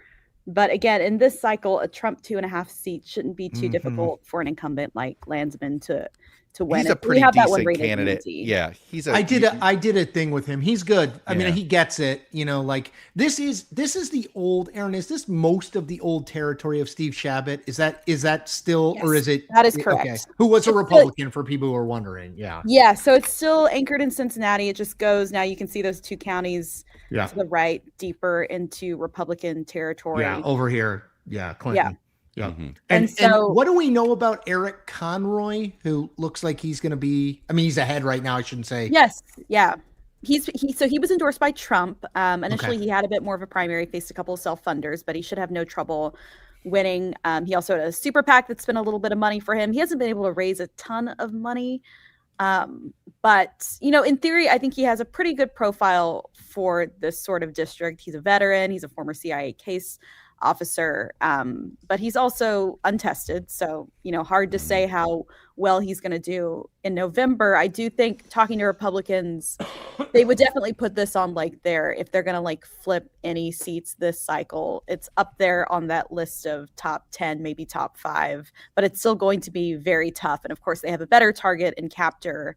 Captor would be a top 5 for sure, right? Oh, for sure. Yeah. I mean, you really have dynamic of the district being what it is, right? Yes. So setting aside Florida, I would say the top targets for Republicans this cycle are Don Davis in North Carolina. You have another redistricting situation. Yes, another redistricting situation. Maine 2 left open by Jared Golden. And then you have Captor after that. And then you have Vicente Gonzalez, Texas 34. Yep. And then probably Marie Gluesenkamp Perez in Washington 3. That's also one that we have rated as a toss-up, but I do think she's going to have the edge this cycle. So we'll see if we keep it there. Just because of national environment?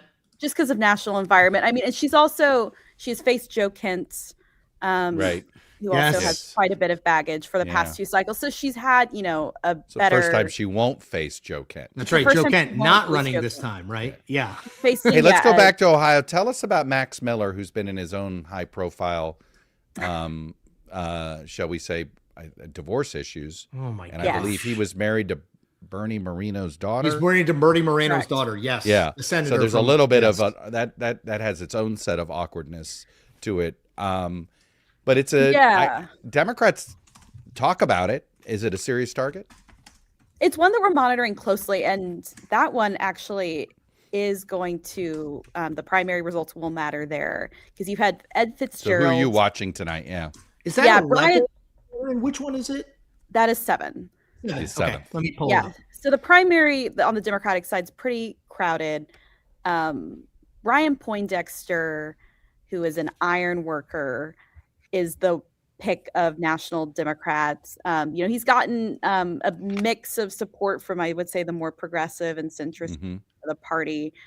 Bernie endorsed him, did a rally with him. He also got a boost from one of the Anthropic funded super Did Ed Fitzgerald, was he did he run for governor? Yes, he was a but he's a state senator, right? He got his handed to him, right? Yeah. He did. No one wants him to be the nominee. Right. Yeah. But he is starting out with the certain level of name ID. And so I think if Fitzgerald wins the nomination, I doubt this one gets competitive. Interesting. If it's Poindexter, I think Democrats have a much better chance. But at again, the moment, Poindexter's up by 700 votes, but 40% in. Hey, Skelly, if you hey there, I'm back. Hey, are you talking about Max Miller's seat? Yes, we are talking about the Max Miller seat. Why don't you, hey, Lauren, why don't you switch back to Jeffries because he can get the better views on this than I can at the moment. So I'm going to take mine off of screen sharing. And Aaron, I know you have a heart out, so why don't we respect that and let you go? Aaron Covey of the Cook Political Report with Amy Walter.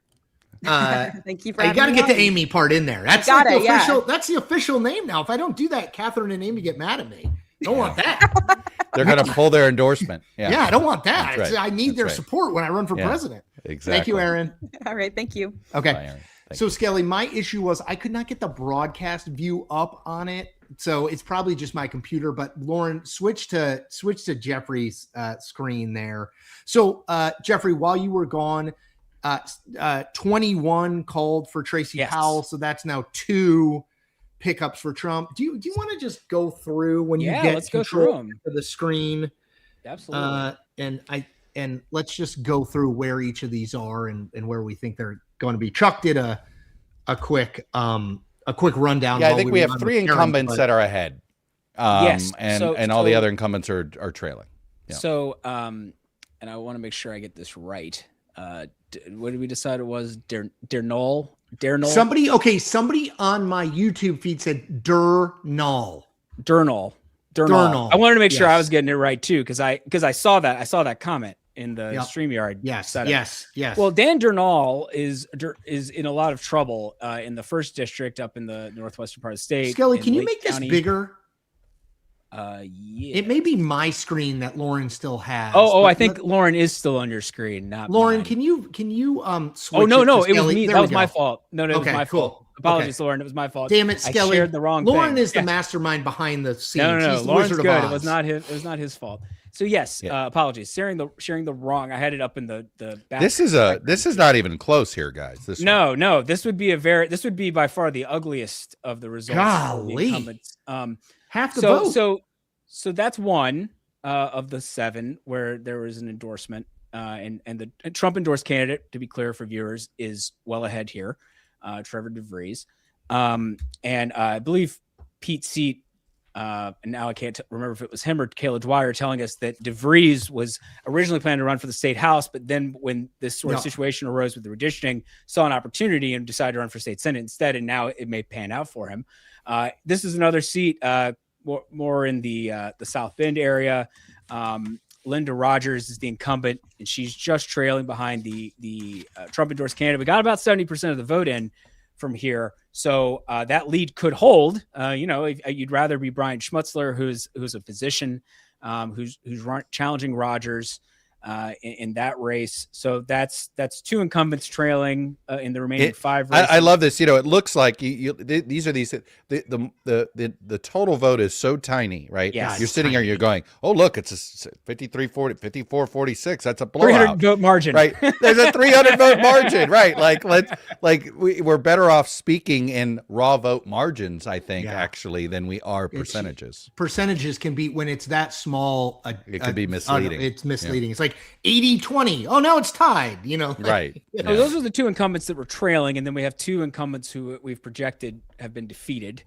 And now we're going to get to the 3 incumbents who are still in the lead. So we have Spencer Deary, who may have had the most money spent against him of any of the incumbents. $2+ million in that race alone, in a state Senate district. Yeah, so he's the incumbent. He's running against Paula Copenhaver, and she is currently trailing. We got about half the expected. There might be 12,000 total votes in this primary. So hey, that's a big one, Chuck. Big turnout. That's a big one. Big turnout. Yeah. And so Deary's looking like, maybe he's going to hold on. We'll see. A lot, still plenty of vote left out there. Obviously, we're not projecting anything. Greg Good is the next one up, and he seems to be in somewhat better shape.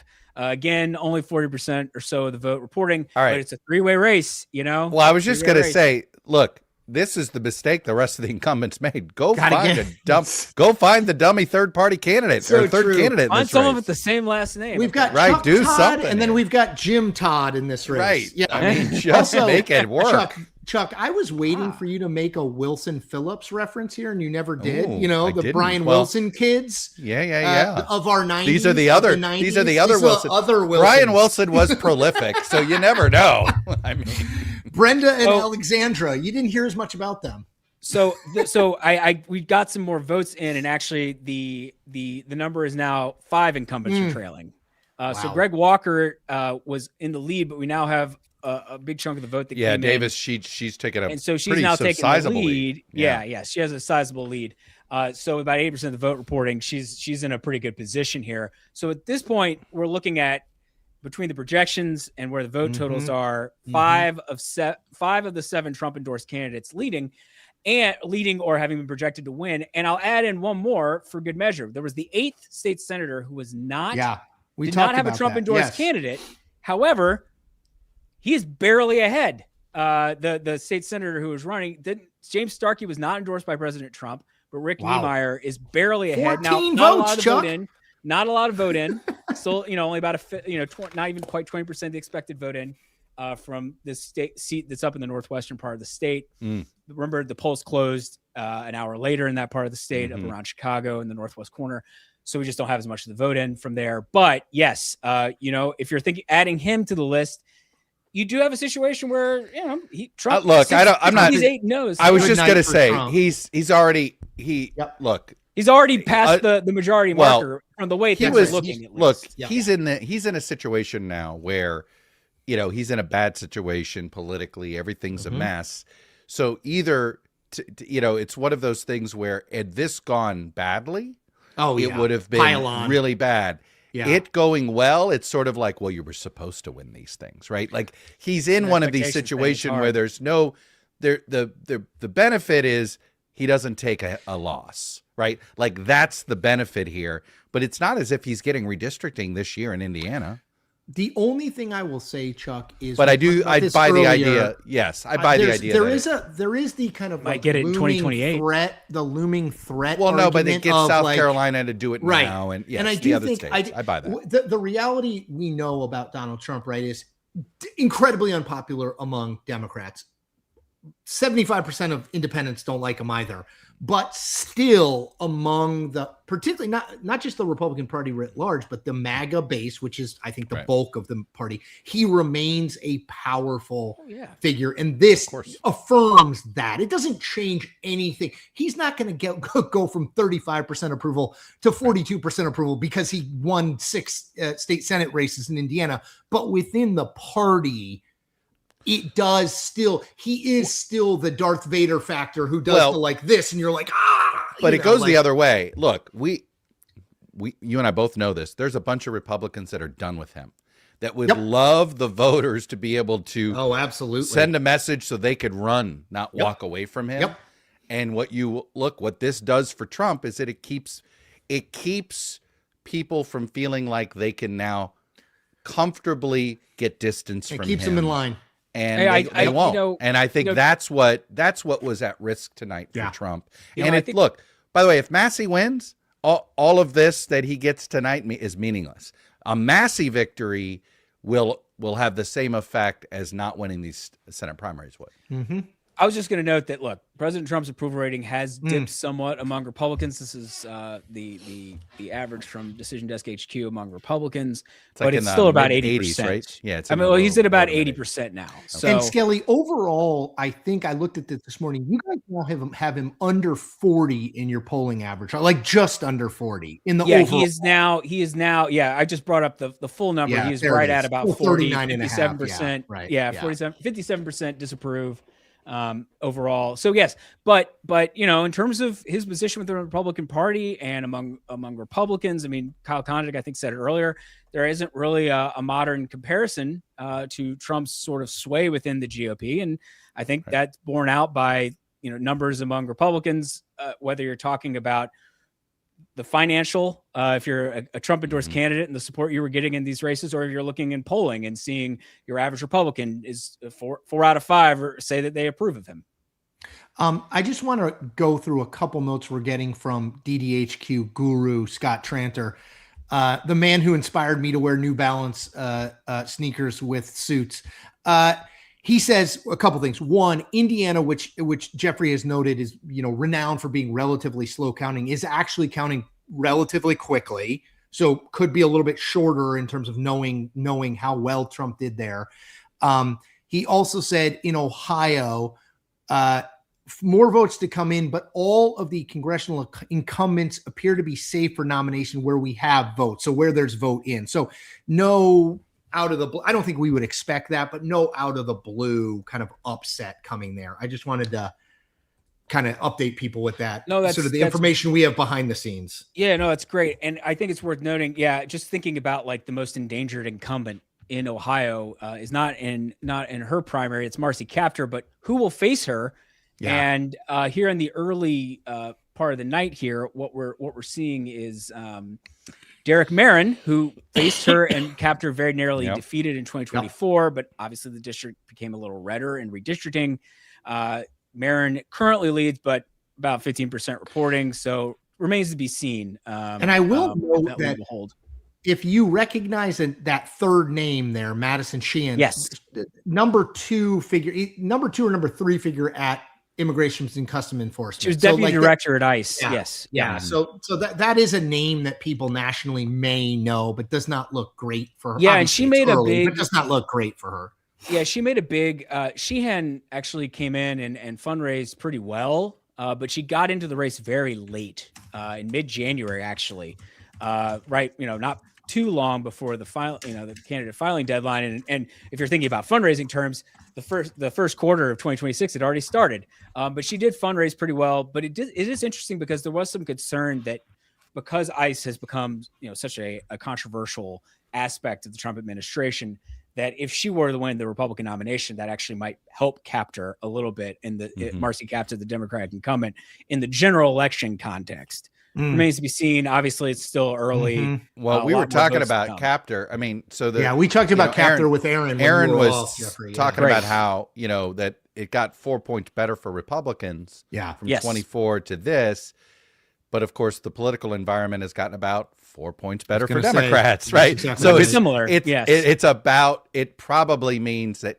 in theory, Kaptur might essentially be playing in the same playing field she was playing in 24. Right, and that's the thing about the midterm environment. It might really, it's interesting because we talk about it's probably her last. Well, ability that's to the thing, right? She needs the wind blowing like that at her. In a presidential election year, it could be really tough. Could be really tough. Yeah. Hey, Jeffrey, you mentioned this before, but I'm getting it in the YouTube chat a fair amount, and I just want to make sure we address it. So you said in Indiana, 700,000-ish on the Democratic side, 700,000-ish on the Republican side for turnout. No, I think that was total. Okay. Across both parties. So 700,000 total. There's no statewide race in Indiana, so that's worth noting. So do we have a barometer? Because people are like, well, is that a lot or a little? I mean, we broadly kind of reference this, that a lot of these places you're seeing 12,000 votes, but we don't have a good apples to apples comparison, right? Well, and Pete Seat explained it, right? Yep. That Indiana has weird rules where if there's no competitive race locally, you don't vote. You don't vote. It's not open to vote. An election. Yeah. Yep. So it's an interesting. So it means the diehards are the ones that showed up. So this is as Republican of a Republican primary as you're going to get. No. Mm-hmm. Or at least somewhere in that vicinity. I mean, this sort of races this small with no statewide race, right? Drawing it's attention, totally driven by local. And because at the end of the day, statewide races, especially a competitive statewide race, are the thing that drive turnout the most. So not having one of those on the ballot, for instance, if this were happening, I mean, it's a different universe, but if Indiana had gubernatorial elections in midterms instead of presidential years, they're one of the states that has them in presidential years. They had a really competitive and crowded primary for governor in 2024. And of course, turnout was quite high. They also had a presidential primary, but the point is that there was a lot of attention being paid to this big statewide race, and you don't have that. There's no turnout driver where the casual voter is like, I'm going to vote statewide. Not a lot of casual voters. I'm going to. And I'll be honest, I think if you're these state senate incumbents, you're glad, because I actually think if you got just more casual Republican primary voters, presumably they would be people. They would be more national on the Trump side, right? And they're going to be more national voters. Like the super small I mean, this is what made it weirdly riskier in some ways for Trump. Yeah, because with small numbers of votes, the margin, your ability to control it is not as high. So, but it does look, just for people who are tuning in, it does look, we think, at least right now, a good night for Donald Trump. Of the 7 endorsed candidates he endorsed against sitting Republican state senators in Indiana, 2 have already beaten sitting state senators, the 19th district and the 21st We- district. And there's a third has just been called. Okay. Skelly, you want to do 41. that? Skelly, you want to do the honors? Yeah, sure. Trump's got his he's now 3-0 in called races. Where was this the? It's the 41st Michelle Davis. Yes, there we go. Yeah, that makes sense because that one we were getting a lot of vote in. Yep, there we go. Yeah, so yes, it looks like yes, Michelle Davis has defeated Greg Walker in the 41st State Senate District of Indiana, which is sits sort of south of or partly in the Indianapolis metro area. And so, that's 3 for 3 of the 3 that we've projected. You still have a couple of the incumbents that are ahead, but it's looking like it could be 5 for 7. Looks like he's going to go 5 and 2 at worst case scenario. And 5 and 2. The one that he didn't get involved in, he might still get that. Yes, he may get that anyway. Does he get it in his column? He'll claim it. Of course he will. The one that looks the best for an incumbent state senator is the Wilson, right? I mean, so in some ways it's like that's not even like a perfect Trump versus the establishment. Right. You got 2 candidates named the same thing. One who's here's what I'll say is I'll tell you the guy I'd run my campaigns. Get me that Greg Good guy. He's smart enough to go figure out another way to win. Like, hey, I can't do it this way. Go find a third Wilson. Get it. Go find a Wilson. Go find a it's volleyball or something and put some hair on it and run it. Yeah. Terrific. Good. Thank you very much. Good job by you. Thank you. Yep. And can we just, Jeffrey, other than Good, where is the other Indiana Republican state senator who is ahead currently? Because I know the others are behind, but because the Good one is a little weird because of that 3-way race. Although Good is over 50. I'm sorry. I mean, if you're going to be over 50, as much as we're having fun with the third candidate with the same last name.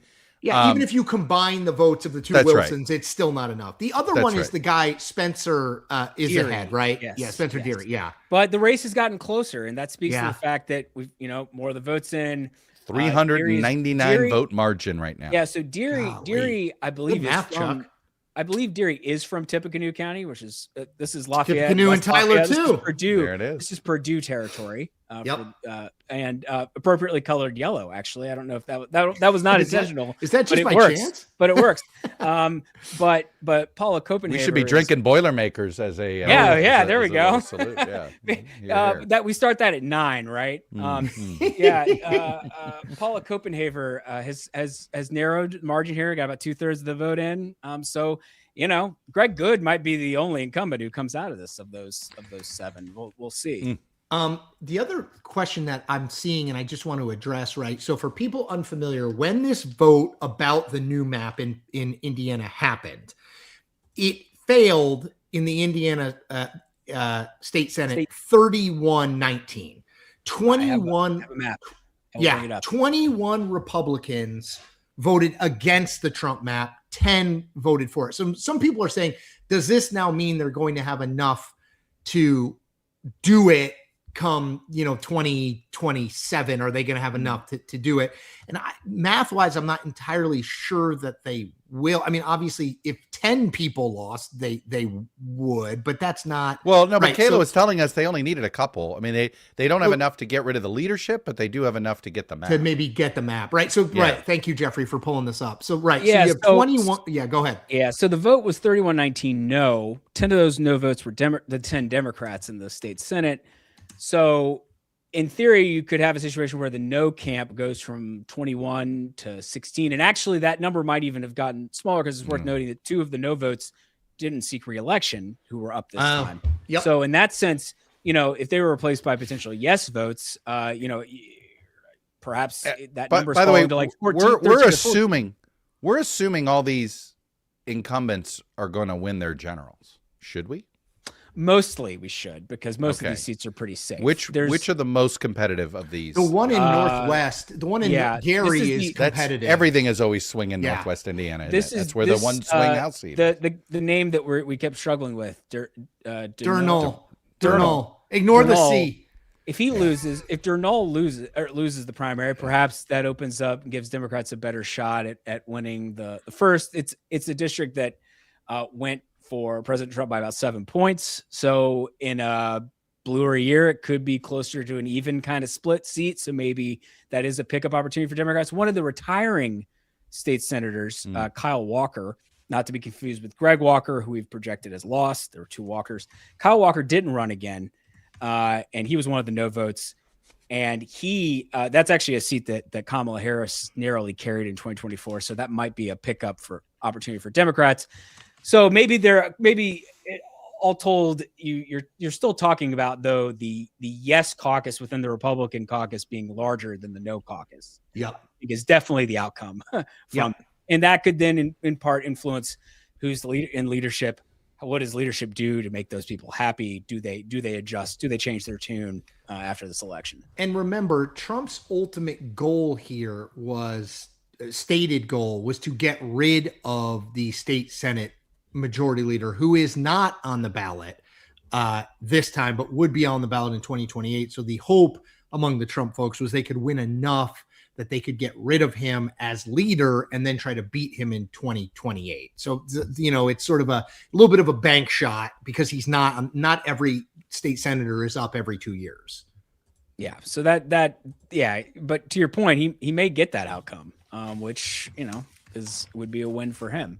Yeah. At this point, this is not at a minimum, Trump does not have a loss tonight, right? Meaning absolutely. If all of them could go against him and we could debate how wasted this money is if you compare it to money he didn't spend in Virginia, and there's going to be those arguments and stuff.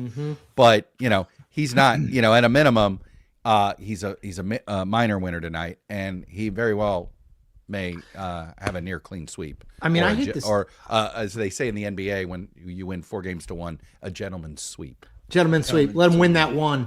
Yeah. I do think, Chuck, for a guy, it's the hungry man will grasp at any food source. Like, look, he needed a win. There's very little good news out there. Like, Iran is at an absolute stalemate. Gas prices are, I looked today, I think it's now, Chuck and I talked on Monday, it was like $4.44. Now it's like $4.50 average a gallon. His approval rating, as Jeffrey showed, high 30s. There's plenty of good quality polling that has him in the mid 30s.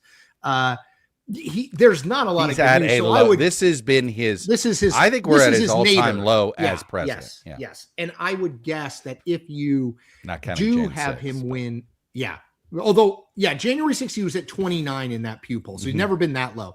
But I would guess you will see Donald Trump, because this is who he is on True Social, take a massive victory lap, and kind of flex his muscles over they came at us and and this is my party and MAGA is me, because that's what he does, right? And again, it doesn't change a whole hell of a lot.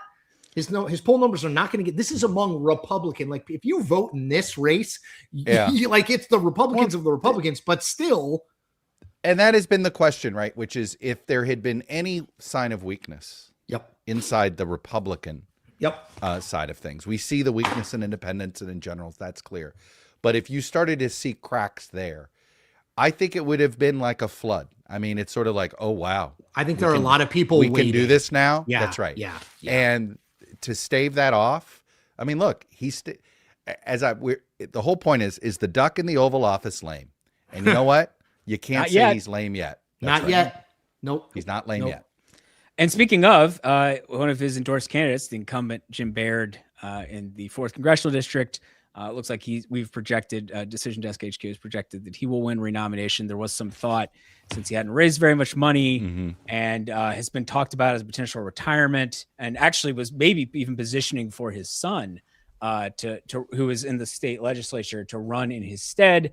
But he ended up running for re-election, and Craig Haggard, a state legislator, was challenging him, but Baird has survived.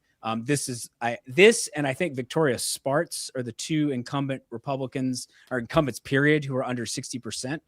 She always underperforms. I was just going to say she underperforms all the time. She's the Lauren Boebert of Indiana. So yes, she always underperforms that district. Yeah, she's an interesting character to be sure. And where is she, Jeffrey? Can you pull that up? Yeah, I'm pulling it up right now. Let me. So that then means Stutzman On any is given day, over she's 60. she's going to announce her retirement, and then she runs for re-election, retires and then then she unretires does all the yeah. time. Yep.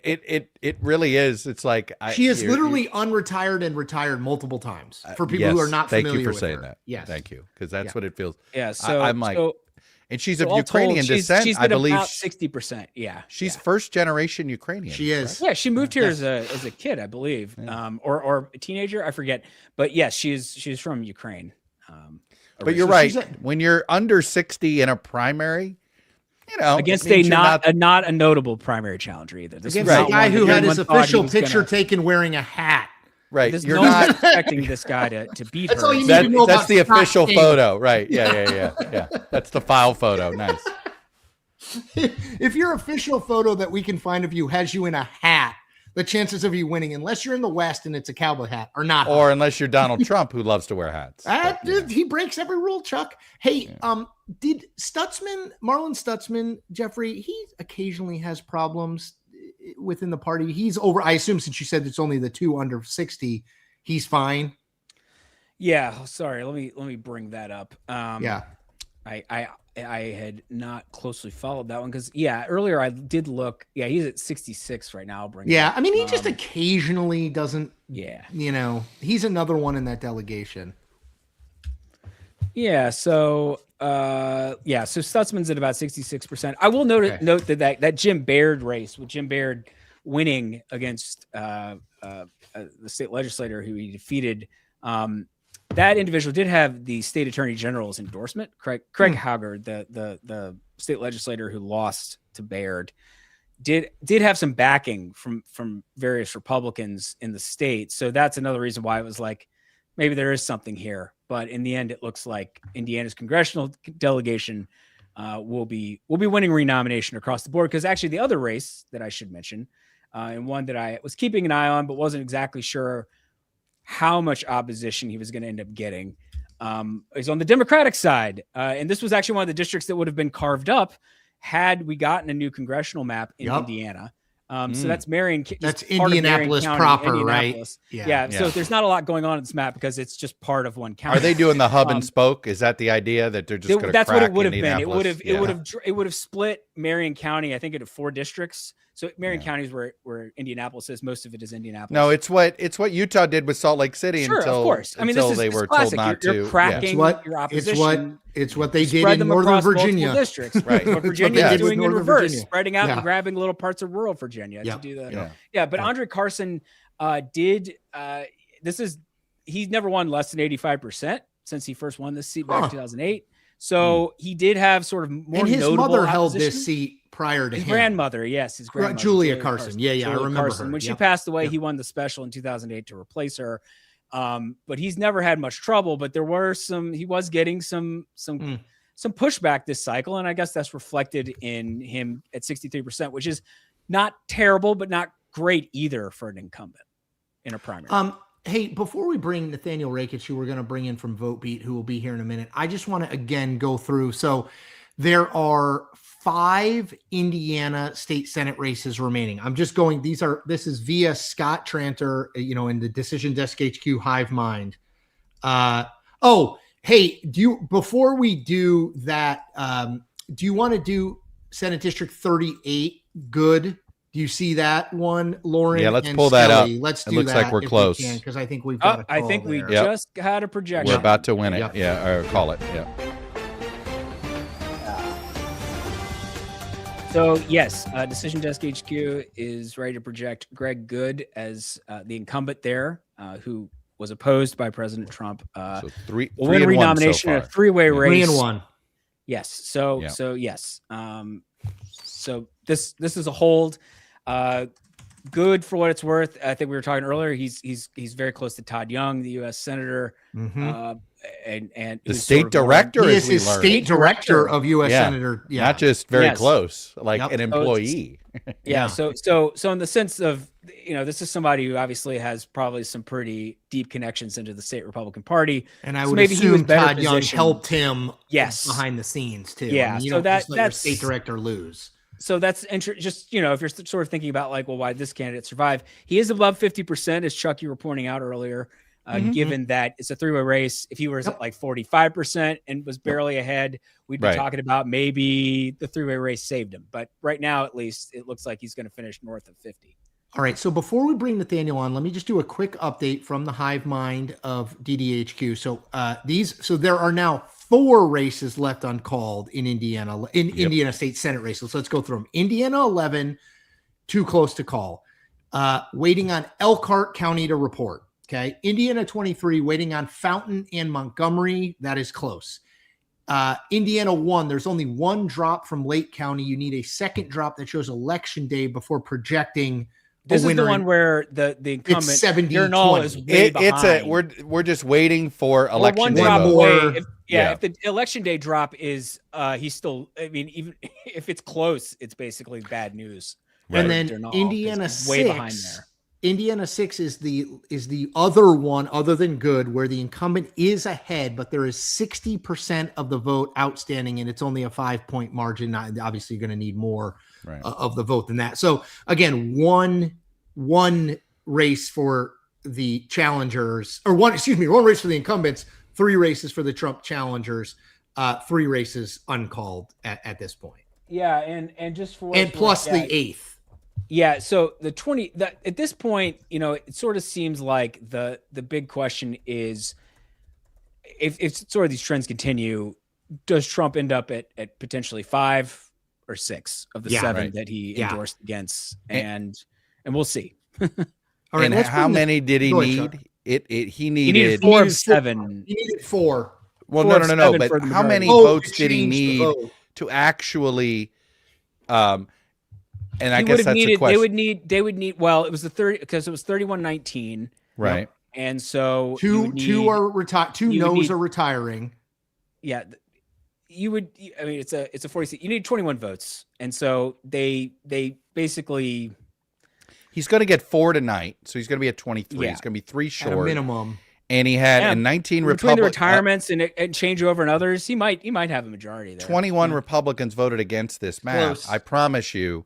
Those that survived, my guess is if you're on the ballot in 2028, Chuck, if you're an Indiana State Senator and you're on the ballot in 2028 and you see 4 or 5 of your colleagues went down in that's a strong incentive to be like, hey, the next time this comes around, I'm gonna be for it. Let's bring he likely made it. He likely won enough to win the narrative. Whether it's the raw numbers or where it's leading to. Where it's headed to. Yep. Let's bring in Nathaniel Rakich from VoteBeat, who I believe is here. There he is. Hey, guys. Oh, go Reds. Speaking of wearing a hat, you just were making fun of a candidate photo that had a hat. We were just making fun of a crazy candidate who had a hat. Wow, yeah. So now all of a sudden we No. Wear your Reds gear proudly. Reds are doing well this year. That's right. Yeah, no, I always try to have some themed headgear. Well, it is it's an Ohio primary night, and it's a good night for Team Red in Indiana if you count MAGA as Team Red. Good point. Nathaniel, are you surprised at all? Like we were just talking about this, and state Senate races are so hard to project. It's not like we have like a bunch of polling or but like it looks like we've got 1 incumbent state senator who won. We've got 3 who've lost. We've got 2 at a minimum who are behind but kind of waiting. Does that surprise you or not surprise? Is that what you expected, or did you not have expectations because it's hard to know what to expect in this kind of thing? Yeah, to be honest, I didn't have expectations. I think I'm not surprised insofar as we know that the number 1 asset for any Republican candidate for, nigh 8 years now has been the Trump endorsement. In a primary, it's been practically a golden ticket. When 538 existed, Jeffrey and I would do these analyses that found that something like 95% of his candidates would win. And obviously some of that is Trump padding his record, right? He loves to endorse incumbents who aren't seriously challenged. And so he like can, that. right. But he wants to be able to say. He went on his kind of revenge tour for impeachment, most of those guys ended up losing. Not all of them. Some of them were able to hold out. The only ones that survived were ones that didn't have partisan primaries. Right.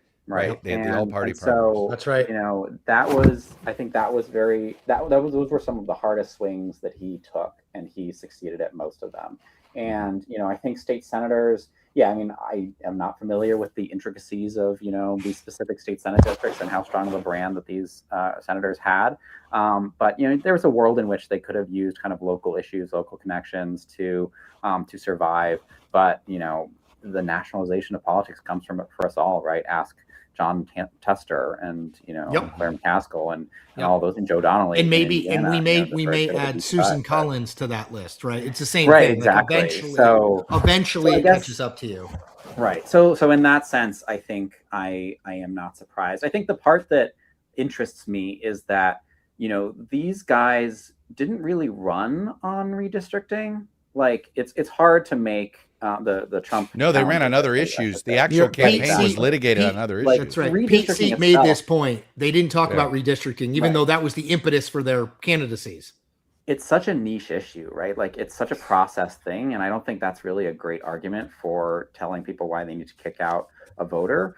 But, they're the kind of the vague, like, oh, I'm Trumpier than this guy. Like that seems to have worked. And I do think that just comes down to like, there's one issue in American politics right now, and that is Donald Trump. Does it change, Nathaniel, does it change your sense of 2 weeks from now is Tom Massey against Ed Gulrine? Does this night, I know Indiana is not Kentucky, although, it's not California versus Indiana, but like, I guess I had assumed, maybe wrongly, that maybe Massey would sneak out. And now, I will just say for myself, I'm like, well, maybe like, don't write Donald Trump's political obituary among the Republican Party too soon. What do you make of that? That's a great question. I hadn't thought about it in those terms. I was the same as you. I was assuming that Massey was going to be okay because he does have a very unique brand, and he has been kind of, the happy libertarian warrior for a while, and it seems to work for him in that district. But I do think that he's certainly got to take it seriously. And I guess you're right. I would now. This does change my priors a bit. It's just interesting because it's like the dichotomy. Well, let's flip the question. Let me flip the ahead, question to you. Yeah, go ahead. Does Massey winning on 2 weeks erase Trump's success tonight? No, definitely doesn't erase it. I think this is a pretty impressive kind of flexing of his power. I do think it would be particularly impressive for Massey, right? It would show that there is something special about him and his particular brand that works for him. And I think that there's a reason that, he has been a thorn in general Republican, the establishment, and also Trump's side for a while. And, they haven't kind of seriously gone after him until this year. And I think that there's a reason for that because I don't think it's just as simple as, Trump goes after anybody he goes after, or everybody that Trump goes after loses, right? He picks his spots very well. And, kind of like what we were talking about before. Yeah. No, I think that this is a big win for Trump, or it's shaping up to be a big win for Trump regardless. I think he's already won enough tonight to declare victory, and he's likely to get more. The way it looks, the way it's trending. Right. Nathaniel, Chuck and I talk about this. I want to just go a little bit bigger because we're sort of debating the numbers on Indiana. Does Trump now, or will he relatively soon have enough that they can go in 2027 and do what they wanted to do in December of 2025 and redraw the map? If I set the over under at 10 states redrawing, well, let's call it 10 and a half so we don't have a push. 10 and a half states reopening their map between January 2027 and let's call it August 2028. April 2028. That's fine. I didn't want it to go too late. No, you want to do but assume legislative sessions through the first part of 28. If it's 10 and a half, are you taking the over or the under? And I'm not asking you to go through all 50 states and be like, well, if this happens. Now I have to. Yeah, I was just going to say, I think you set it slightly too high. I have a feeling, Nathaniel, if we set it at 8.5, that would be a more proper line. Right? A lot of the states, obviously there are all those states that mostly controlled by Democrats that, have kind of a multi-step process like Colorado that, they couldn't have redistricted this year. But I think that a lot of the states that would do it this year. Obviously, there's going to be a lot of Calais kind of stragglers. So, Georgia is interesting because that's going to hinge on, they might decide to do it in a special, like a lame duck session after the election. It's what Kemp kind of hinted at. Yeah. Right. And so, I don't know if that counts toward, because that would technically be before January 2027. Right. Yeah, but that's a good in the point. spirit of things, it would be after 2028. But if Republicans win that governor's race, then, they would have free reign to redraw in 2020 or But your expectation broadly is we're going to see It's going to be a lot of states of this. Yeah. Right? But this Right. is not, it's not 2025 and 2026 are not going to be, oh man, that was crazy. You would expect at least as much, if not more, going forward. Right. Yes. I mean, I think 2028 for sure. The issue is eventually you're going to hit a ceiling, right? Like there are states that can't redistrict anymore, right? States that, Yeah. I mean, obviously, like, Republicans' favorite example, Massachusetts, already maxed out. That's because there just aren't enough Republicans Yeah. in Massachusetts in order to elect a reliable Republican House member. But There's there are a lot room of in Illinois. When you look at the Democrats, there's room in Illinois. There's room in New York, Colorado. obviously. New York Those are for big sure. ones. I'm not What as. was the other I'm one not you as- said, Nathaniel? What's left in Colorado? I guess you create You can draw an 8-0 map in Colorado pretty easily if they get rid of. You the can commission even there. get you can do the Western Slope. Like the Western Slope, the old Scott McInnes district? Yep. You can really turn the Western What do you Slope do? Do blue you put too. part of Denver in that Western Slope district? Is that what you would do? Yeah. You're literally well, going to there's a climb lot you're going to have to climb the Rockies in order to do the entire district. Oh Are you yeah, kidding I me? mean, obviously, any kind of whatever. know. Shame There are no allowed in rules. terms of Right. Yeah, shame is dead. the window. Yeah. But no, you can do it in Colorado, So Maryland. Colorado, New York, Illinois, Maryland. And look, if there's a Republican governor in Kansas, we may see Kansas. Right? Oh yeah, that is true. That is true. Yeah, Sharice Davids, that district could go away. I mean, they tried to do it and they decided not to do it. I just think it's hard in Kansas. I guess they could. I mean, that's a They could big do suburban population to figure out how to crack up. Yeah, but I think they could do it. Obviously, whatever southern states don't get to it this year, and I think Would Texas reopen? that's a good question. They're pretty. I mean, probably. Like they might as well Right, try. why not? Especially if they don't get like Cuellar this cycle, they'll probably try again. I think Texas went about this. Right. I think they went about this the wrong way. I think they had their wrong. I think they overassumed the Latino vote in ways they shouldn't have. Mm-hmm. I think they may go back because they need to sort of do the map over. I think they they will messed adjust up it. their map. It's actually, this is a bit of an aside, but since we're talking about Ohio, the kind of so-called like redistricting reform that Ohio passed, so folks, if you're listening to constitutional amendment, you right? probably know about it, right? So Yeah. This was back before the 2020 census. They passed an amendment that basically was designed to create fairer maps, but it actually was a very clever way of allowing Republicans to gerrymander twice, because basically it said any map needs to pass with bipartisan support or else it'll only be good for 2 election cycles, right? It was 2022 and 2024. So Ohio had to redistrict this year. They were legally obligated to. They shouldn't be put in the same bucket as, the Texases and the Missouris and the North Carolinas and the Californias. But it's very if you want to be the most ruthless gerrymanderer you can, you want to be redistricting more often because, it lets you adapt to these changes. Like, we didn't know that Latino support was going to drift so far to the right back when people were drawing the maps in 2021. And you're right. In Texas, if this map doesn't perform for them, if there's a reversion to old Latino support levels for Democrats, they can go in and change it again. So you're right. What about, let me give you 2 other states that are very closely contested in the legislature, but technically have trifectas at the moment, Michigan and Pennsylvania. Now, Michigan has a constitutional amendment, right? Right. I know Michigan constitutional has amendments are just suggestions these days. Well, so Michigan has, has an independent redistricting commission. That one I think is going to be difficult. I haven't heard of any attempts to repeal that.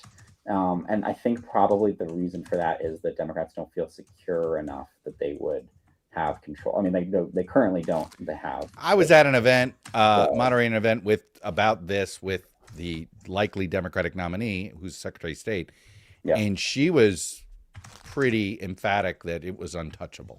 Okay. All right. So yeah, I haven't heard any buzz about Michigan, and that's one of the states that we cover at Vote Beat. Same with Pennsylvania. Pennsylvania has the issue of the state Supreme Court, which has basically said that the state constitution says that you can't partisan gerrymander, and that's basically the one solid protection against the stuff that's left, right? Is if your state constitution, and even in Florida, they're basically ignoring it. But in Pennsylvania, I think in Virginia and California, they just repealed it. Yeah. Right, but that's different because those were commissions, right? You can repeal the commission and then draw whatever map you want. But in Pennsylvania, the case law specifically says nobody can gerrymander, not even the state legislature, right? Like there are protections in the state constitution that say maps must be fair. And so that I think is going to, unless that ruling is overturned by the state Supreme Court, which would take years, and that the state Supreme Court there is partisan. So theoretically it's possible, but I do think that I would find it, the people on that court they weren't just elected like today, right? They are more, judicious. And then I guess there's New Jersey, right? And Minnesota. New Jersey's going to do it. Yeah. Yeah, New Jersey will. Then there's Minnesota. What do you make of Minnesota? Oh, Minnesota is an interesting one. I mean, right now their state house is tied. So their hands are tied right now. But I would imagine if 2026 turns out to be as good of a year for Democrats as looks like it's going to be, that they will have the numbers to do that. So yeah, I could see Dems getting an extra seat or two. I mean, there's going. And at this point, I would assume Nebraska, although it's a unicameral legislature, you never know how they will They'd have to break the filibuster, but they could crack. They could crack Omaha. Because that district is going to go to Democrats, the Bacon one, so they want to get it back. Well, the point being, right, the big 50,000 foot takeaway is it is going to be a bunch of states who are jumping the pool. I mean, there's just no question. Now at 8.5, you might take the over. At 10.5, you might take the over. I was going to say it's going to be right in that margin. It's going to be a lot. Like eventually you will hit a ceiling, but like what the bet that I will take with you, Chris, is that by the time the 2028 elections roll around, every state that can gerrymander will have done so to the max. Yeah. And we have not, really in a maximalist map too. And I was just going to say, like go for 8-0 or 10-0 or whatever. I mean, there's really never been a point in our history where we've had this kind of maximalist gerrymander on both sides of the aisle, is there? Certainly not in modern history. Yeah. It's we're going to have a situation where you're going to have, I mean, it's, might be an exaggeration, but also might not be 210 safe Republican seats, 210 safe Democratic seats. Yeah. Well, and then somebody compared it. It's now the electoral college. If you, it's, they're not people anymore. They're just numbers. That's right. They're no longer individuals. Of the jersey, not back of the jersey. Yep. Yeah. All right, well, we got to let Nathaniel go. Nathaniel, without the parliamentary system that would make this make more sense. That's right, where it would make sense. Nathaniel, thank you for wearing your Reds hat. Yeah, uncap the house. I love it. Nathaniel needs more work to do. I need more races to handicap. 800 uncap the house. This is nonsense what we're doing. Jeez. Thank you, my friend. Take care, Nathaniel Rakich. Bye, guys. Have a good night. Skelly, you too. Skelly, do you want to do the Ohio race call? Why don't you do that, and then we'll bring in our next guest. Yes. So we just, Decision Desk HQ just projected, there are a lot of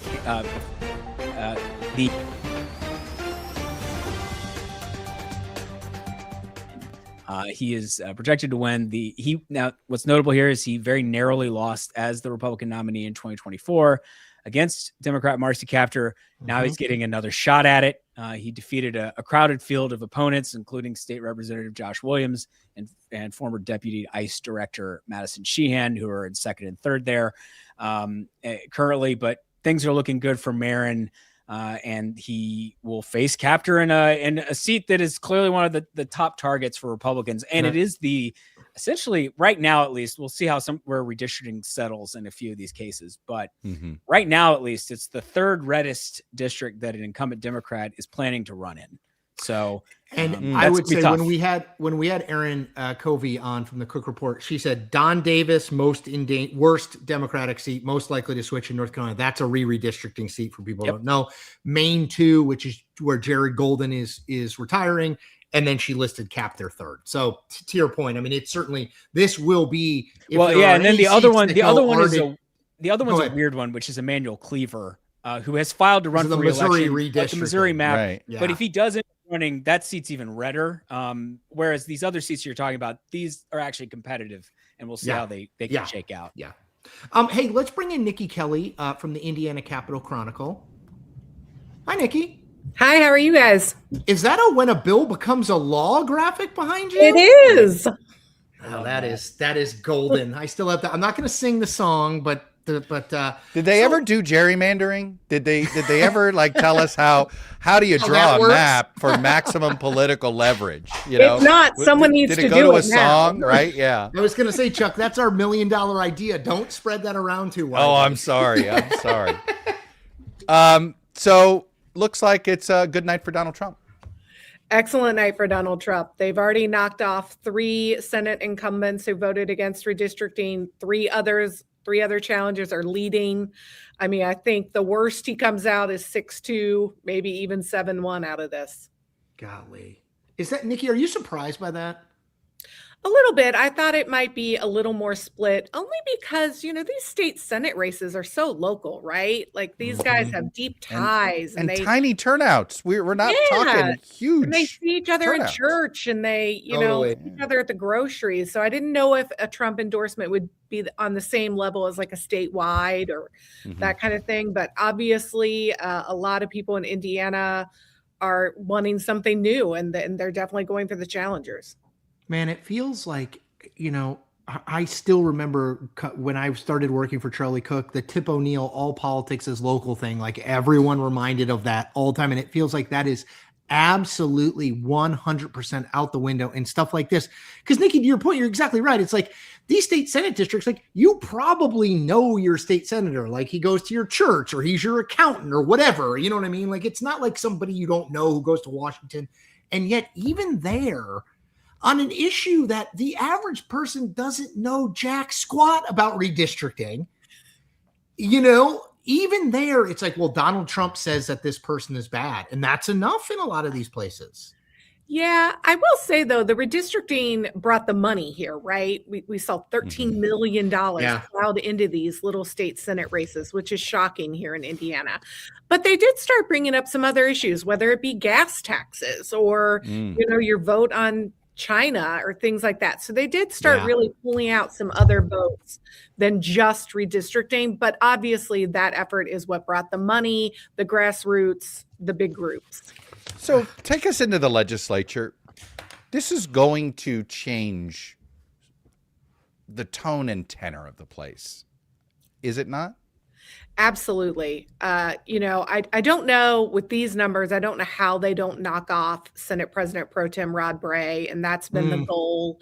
He wasn't up until 28, but their idea is if they can swing enough votes, he would lose his leadership post in November. And that is what they're going for. And they say that then they can get some more. Basically, we have a big split here, right? In Indiana, like other states have seen, you've got establishment, more traditional Republicans, and you've got the MAGA Trump Republicans. And so we're definitely going to see a shift to the Trump side of the Republican Party. And what it sounds like what you're saying is that, because it's been sort of my observation, that the institutionalist wing of the Indiana Republican Party had actually been staying fairly strong. Yes, there was Jim Banks, but you had Todd Young. Right. Yes, there's Mike Braun, but you still had sort of Mike Pence and Mitch Daniels hanging around. Like this is not an even split anymore. Ooh, yeah. I mean, I think they're definitely gaining momentum. I think the moderates were really holding back some of the more fervent sort of sector, and we're seeing that go out the window tonight. Let me throw if you were Todd Young, would you expect a serious primary challenge the next time you run? Absolutely. And I'd be shocked if it wasn't someone he's already serving in Congress with. I was going to say, would it be a U.S. House member? Interesting. Yeah. I was going to say one of the House members, right? Could potentially. I don't know and honestly, I've heard several names, none that I'm comfortable throwing out here, but there are several people kicking the tires. He's clearly not of the Jim Banks, or Mike part Braun of the party. Mike Braun even is. Chuck was saying this earlier. I mean, I remember when Mike Braun ran for the Senate, he doesn't strike me necessarily as like a hardcore DNA MAGA guy, but he kind of saw the writing on the wall and he's over there now. He's jumped on the bus. He doesn't. Todd Young doesn't really. I mean, it's interesting. Todd Young, like he was not involved in any of this stuff, right? I mean, Jim He's Banks, grown a full beard. Look, I'll tell you, Nick, I don't mean to jump in here. Now that he's grown a full beard, I think it's proof he's gone full. He knows he's on an island. It's like when Ted Cruz grew that beard after the 2016 primary, Chuck. Yeah, no, it's what is his, and I got to jump for a sec, Nikki, but what is the like Todd Young rep? Because Greg Good, who we know is his state director, won tonight. So that in theory is good for him. But like, what is the impression of him in the state? Yeah, I mean, I think he's got a great reputation. He might not do the flashy Twitter and, caustic kind of remarks and the red meat, but he works hard for his district. He focuses real specifically on things that are important to him. Honestly, there are some Democrats who support him because he's the more moderate wing. And so he gets some votes there too. What do you expect? So what, because they were 21 Senate Republicans who voted against this map. Correct. How many of them changed their vote after watching this performance? Ooh, I would say a fair amount. And not only some would change their vote, but of those, I mean, we're obviously going to see a lot of these 8 lose, but we also had several who voted against it who had decided not to seek re-election. And so we're seeing some open seats come in with more Trump persons behind them. So I would think if they brought this up again, next year, it would probably pretty easily go through. And is this one they think they can eliminate all the Democratic districts? Yeah, they're going 9-0. If they're going, they're trying to get rid of the 1st and the 7th. The 1st would be an easy pickup, honestly. The 7th, they kind of have to split into like 4 different congressional, Indianapolis into 4 different. And that ticked a lot of people off during the December debate. And look, when you do those cracks, when you try to do the hub and spoke like that, there's always somebody that has to take on some Democrats that suddenly can't afford, isn't very good at having to run a competitive race. Which one of those? I've brought up the proposed congressional map here. As well as we can see it. There's obviously going to be one or two that will be, under 60% Republican. No. Oh, yeah. Right. I mean, but someone told me once, they said Republicans are so strong in most of these districts, so maybe they won't be plus 20, right? They'll be plus 15 or plus 10. They can probably still get through on those, but it will make it harder. There will have to be some stronger campaigning, certainly, and more spending in some of those really safe districts. Yeah, and to Chuck, we were talking about this earlier, but to the point that like Indiana used to be, I think you said more of a 55-45 state, but now it certainly was a competitive 38 kind of state. It was a 2-party competitive state in the state, right? Not in federal elections and stuff like that, but in the state. Your statewide elections were competitive. You would, it wasn't a doormat Democratic Party like it is, say, frankly, in an Arkansas. Right. But right now, if you're getting 60% of the statewide vote, it's easier to crack the state 9 ways than when it might have been a little bit more competitive. Or you had some of those districts in the southern part of the state that of course used to be like a Barron Hill used to be able competitive in that part of the state. And now they're completely out. Look, Democrats used to do really well at the Catholic vote up in Northwest of the state. Yeah, Southern Indiana is a good example of that too. Yeah, Southern Indiana has been the big, change. It used to be so much more reliably Democrat. Oh my God, Nikki, the bloody 8th is, right? I'm sorry. Like when people ask me, when did Congress get bad? And people say, was it Gingrich? It was like, actually, you have to go back to 1986. And it's this, it is. And anybody that there's actually been a documentary on it. It was one of the worst cases of partisan chicanery that came from the House of Representatives itself. But my God, the swingiest swing districts in America, there was the 9th back in the day with Hostetler. There was, I think it went 4 straight elections where each party handed it back and forth. That was him and Hill, right? They just kept going back and Barron forth. Hill and Hostetler. Right? Yeah. Barron Hill was the Democrat, Hostetler was the Republican, for people who don't know. Yeah, we have a projection in another state Senate race. I want to jump. Well, you're right here for us, Nikki. Trevor DeVries will win State Senate 1, and the name that I keep struggling with, Durnall. You got it. Dan Durnall. is been practicing down and way down. In fact, it looks like he may be on track to have the ugliest margin of the night of any of the incumbents who are that we're going to meet defeat. Nikki, are you? I mean, to lose by be an incumbent and lose by 50. It's pretty massive. Not a lot of votes, though. Chuck, this is maybe your best example of it. But it's half. But half the vote is in. Yeah. Yeah, that is definitely going to be the worst one, and that's not what I would have thought the worst one was going to be. So, well, what's interesting? Any special reason why you think? Yeah. I was actually please elaborate. Yeah. Yeah, I just think maybe up there. I mean, it's so much harder to do, for incumbents. You're paying the Chicago media game and the Indianapolis media game, and it's harder to get your message out up there, I think. No, that's a really good point about the Chicago market being so much more expensive by comparison.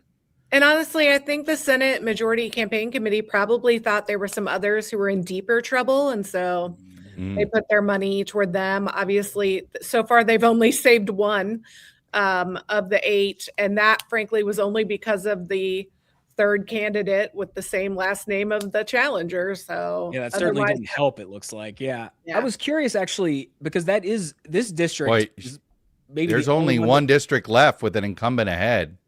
Yeah, and that's the Spencer Deary race. So right now, maybe 2-5, and if you're counting the one that Trump didn't get involved in, that one's right now the incumbent's losing. The incumbent's losing, so it might be 2-6, or it might be 6-2, 7-1 night for Trump at the current rate. Yeah, and he didn't technically endorse in that race, though. Earlier tonight, he posted in support of all 8 great Patriots. Of course, so he saw. Somebody told him the results. Did he see the initial results? Yeah. Yeah. Oh, he's like, don't race hasn't been called. People win. Yeah.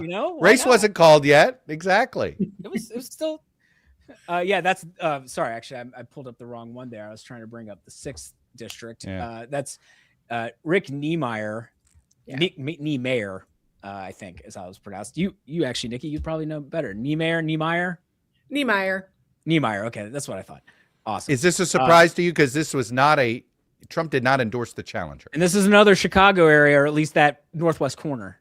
So Trump did not endorse in that race, but all the outside groups included this in all their stuff. So Club for Growth was involved in this, all these nonprofits, the American Leadership PAC, all those. So Turning Point USA. So even though it wasn't an endorsement, they were all in. A lot of money still went to that race. So. Well, look, this looks like it's not going to be a clean sweep, but pretty close. It could be the gentleman's sweep. Absolutely. Yeah, well, that's true. Yeah, it could be if it's just one. I'm going to check in actually on the Spencer Deary race. Yeah, because that's going to be that one. The results seem to be coming in slow. So. Yeah. Well, we were expecting that. So, Nikki, really appreciate your time. I know you've got more copy to write of the Indiana Capitol Chronicle and a whole new state Senate to cover. So enjoy. Thank you. Have a good night. You got it. You too. Thanks for coming on. Chuck, we actually have another projection coming in. Look at that. Bring it on. 11th state Senate district. Ryan Schmutzler, we projected, will defeat incumbent Linda Rogers and give President Trump another Trump endorsed. That's 5 victory. now, right? So yes, so 5. We're at 5-1 in the 7 that Trump endorsed before this evening. Look, he's already over. Look, he's already won the series, right? And if you're exactly. And if you're counting just all 8 who voted no, who were running for re-election on redistricting, right now it's 5-1 in favor of challengers, and the other remaining 2, one an incumbent is leading, and the other one the challenger is leading. So right. So we're either looking at Oh, I was just going to say, I see some people saying we need to cover Ohio a little bit more, but this is actually a good time to move over to Ohio because we got Jessica Taylor, exactly, who of course does all the statewide races for the Cook Political Report with Amy Walter, and we are pretty much done, Jessica, with Indiana. We're not done, but we know the outcome. Shout out to my cousin Michael, who turned 18 and voted in his very first election today in Indiana. Well, that's very nice. Well, right on. Welcome to voting. Welcome to aging into voting. Yes. America needs more voters. That's good to hear. Well, Ms. Taylor, look, there wasn't a ton of action in Ohio on the statewide level. No. But I am curious what you make of our friends who use money to decide which races are probable and flipping and which not, meaning the betting markets. Yeah. All of the prediction markets have gotten very positive on the two Democratic statewide campaigns, but in particular, the surprise to people is Amy Acton being seen as at least even money, if not slightly a slight favored over Ramaswamy. I've always thought Ramaswamy was somebody who was going to underperform a generic Republican. Mm-hmm. But are you as bearish on his campaign as it appears people with money are? We did shift our rating recently, so it is rated lean Republican now. I mean, it's one we're closely watching. I think the thing that Ramaswamy has is he's going to have more money than he knows what to do with. So I think this is a real test of, is he going to be, I think he has a lot of vulnerabilities clearly as a candidate. When you're out there saying you should close colleges that are the lifeblood of many local economies. I'm not sure that's the best message in some instances. He came off as, he had the very, how can I say this diplomatically? They were very divisive debate performances. And if that happens again, also during his debates with Amy Acton, she's someone that I thought that COVID would I was a skeptic. I'm with you. Yeah. I thought COVID was too much baggage to carry. Yeah. So that was my kind of inclination to begin with. But in having talked with her, I do think that she has, it's interesting. I think she has the DeWine credibility in a way that Ramaswamy doesn't in some regards, even though they're of the same party. I mean, you wouldn't say that Ramaswamy is a DeWine Republican versus, he's actually come to her defense on COVID and closures and different things. So I think that she's someone. Look, DeWine has endorsed Ramaswamy. It doesn't mean he votes for him. Well, we'll see. It's what you do on the privacy of your voting booth. That's right. One of the most sacrosanct, things that we have as Americans, who you decide in that privacy. So, but I think that there was, thinking back to COVID, there was sort of a trauma bond, I think, that happened, and people remember that she and DeWine and those briefings got them through a lot. So, she's talked about the people come up to her and say, you gave me a lot of hope and different things. And I think as a doctor, it gives her credibility as well. So, this is one that I think we're certainly watching it really closely. To me, the two biggest gubernatorial surprises, I'm not even sure if we can call Iowa a surprise on the gubernatorial map anymore. We all kind of saw that Sanders was as good of a candidate. More, you could see that one coming. More so with Rob Sand, but I think Ohio is one of the biggest surprises on the gubernatorial map for me this cycle. Let me ask you this though: what if John Husted were the presumptive nominee for governor? I'm not sure Amy Acton would have run then. Look, I don't know about that, but you're essentially confirming my belief, which is I think Ramaswamy is uniquely a bad recruit for Ohio Republicans. Like I said, he is a divisive figure. Right, he's polarizing. Right. He's polarizing. And, one of the things when I was reporting out when we moved the Senate rating a couple of weeks ago, too, I was hearing from Republicans that worry about the impact that he's having on Husted and on that race, too. So these are all interconnected. Which race impacts which more?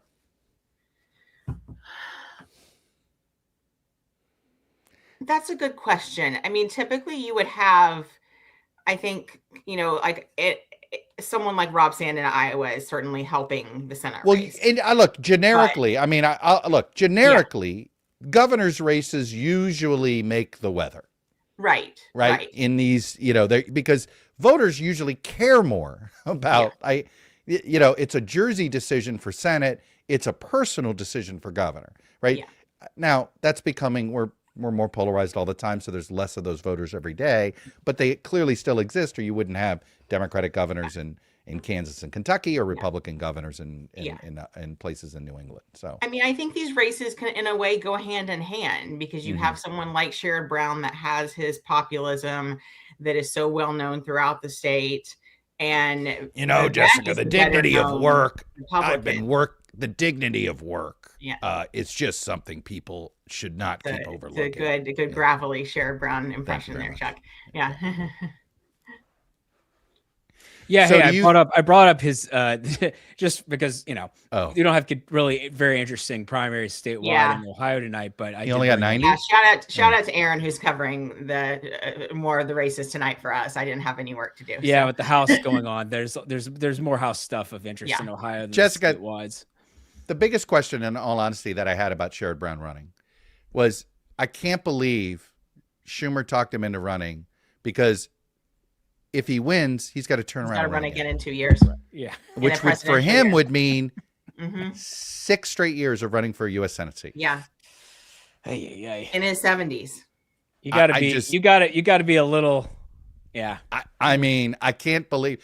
I can't believe his wife signed off on that too. Yeah. I mean, look, there was a lot of people pushing him to run for governor, right? I believe, including perhaps people in his family. Yeah. I mean, to me, I think I cover both of these things, of course, and I think governor is a better gig, hands down, every day of the week. Especially in this political environment. Yeah, exactly. You get to live at home. You don't have to commute to DC. You're not one of 100. That's why so many governors that go to the Senate are so frustrated, and why we've seen a record number of senators leaving to run for governor. So right. Yeah, that stat is so striking. I think we're at 4 who are running. Yep. Klobuchar, Tuberville, Bennett, Blackburn. And then Blackburn in my home state. Also, little known fact, there are Tennessee primaries tonight, local elections. Yes, the local elections. Yes, there are actually a lot of them, because we decision desk. Wait a minute, it's not a Thursday night. I know it should be. What is that about, actually? Why is this on a Tuesday and Tennessee's mostly does Thursdays? Yeah. My county mayor is in quite the very close race here. Than one of my tabs that is open here. She's only up 3 points in the Republican primary. I love that I scroll down and it just says Democrat, no candidates filed. So winning the primary there is tantamount. Yes, the tantamount. Yeah. I mean, it's just thinking back to Ohio, I saw some chatter in the comments. I mean, one of the challenges for Democrats, of course, is that who would run if Sherrod Brown didn't run. Now, it might have been Amelia Sykes has been talked about. She also might have been looking at a gubernatorial bid. She used to be, high up in the state legislature. But it would not be the race that it is today. It's real. I mean, it's just really tough if you're Democrats trying to find someone who can win and has won recently. Well, there's only one statewide elected, and actually, maybe this is a good time for me to just quickly bring it up. There's only one statewide elected, and when she got elected, who's a Democrat in Ohio, and when she got elected, they didn't have partisan elections yet for state Supreme Court, but now they do.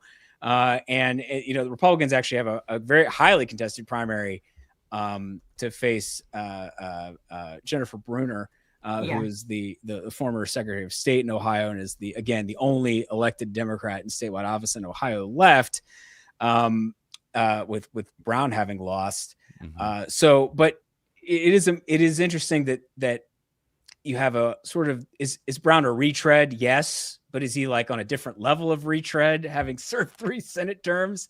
It's not like a one-term House member who lost and then came back and ran, a couple more times. Yeah.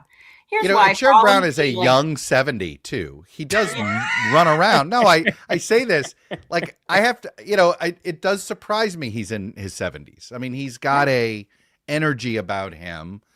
Sort of back when Chuck Grassley it was in his 70s and 80s, you thought, my God, the guy really hangs in there. I mean, Chuck Grassley in his 90s can still run further than I can. This is what I always go back to. He still runs that.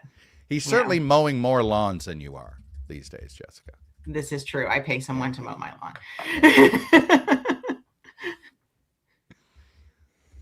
Well, look, it's a but to go back to sort of where I do think getting getting Brown to run was so crucial, for all sort of the hand wringing over Chuck Schumer and different things. And I just finished watching the Iowa Senate debate, and that's another place where Chuck Schumer is being brought into it a lot too.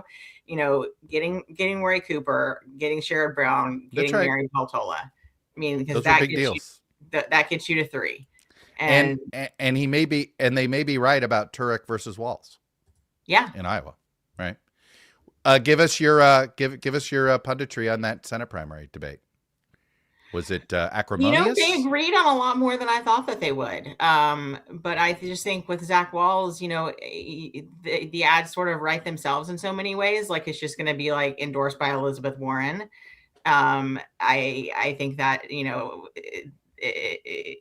listen, I think that we're certainly watching that when we're waiting for that primary night here in a couple of weeks and stuff too. But, I think that Turek has an electability argument that he's making. And, when you're from a red district and things too, I think it's an argument that makes sense when you're trying to look to flip a state like Iowa. So yeah, I think that's a really good point, Jessica. Yeah. Just thinking about, he's from what, Sioux City in the western part of the state. No. He's Council Bluffs. Council Bluffs, sorry. Yeah, Council Bluffs. Sorry. Still we all got it wrong. I'm tired. Yeah. It's the Omaha. He's part of the Omaha market. Yeah, sorry. Of Iowa. What am I saying? Very popular. Yes, but Council Bluffs still the western part of the state. Yeah, correct. It's just the lower down. Yeah, lower down, farther south. Sorry.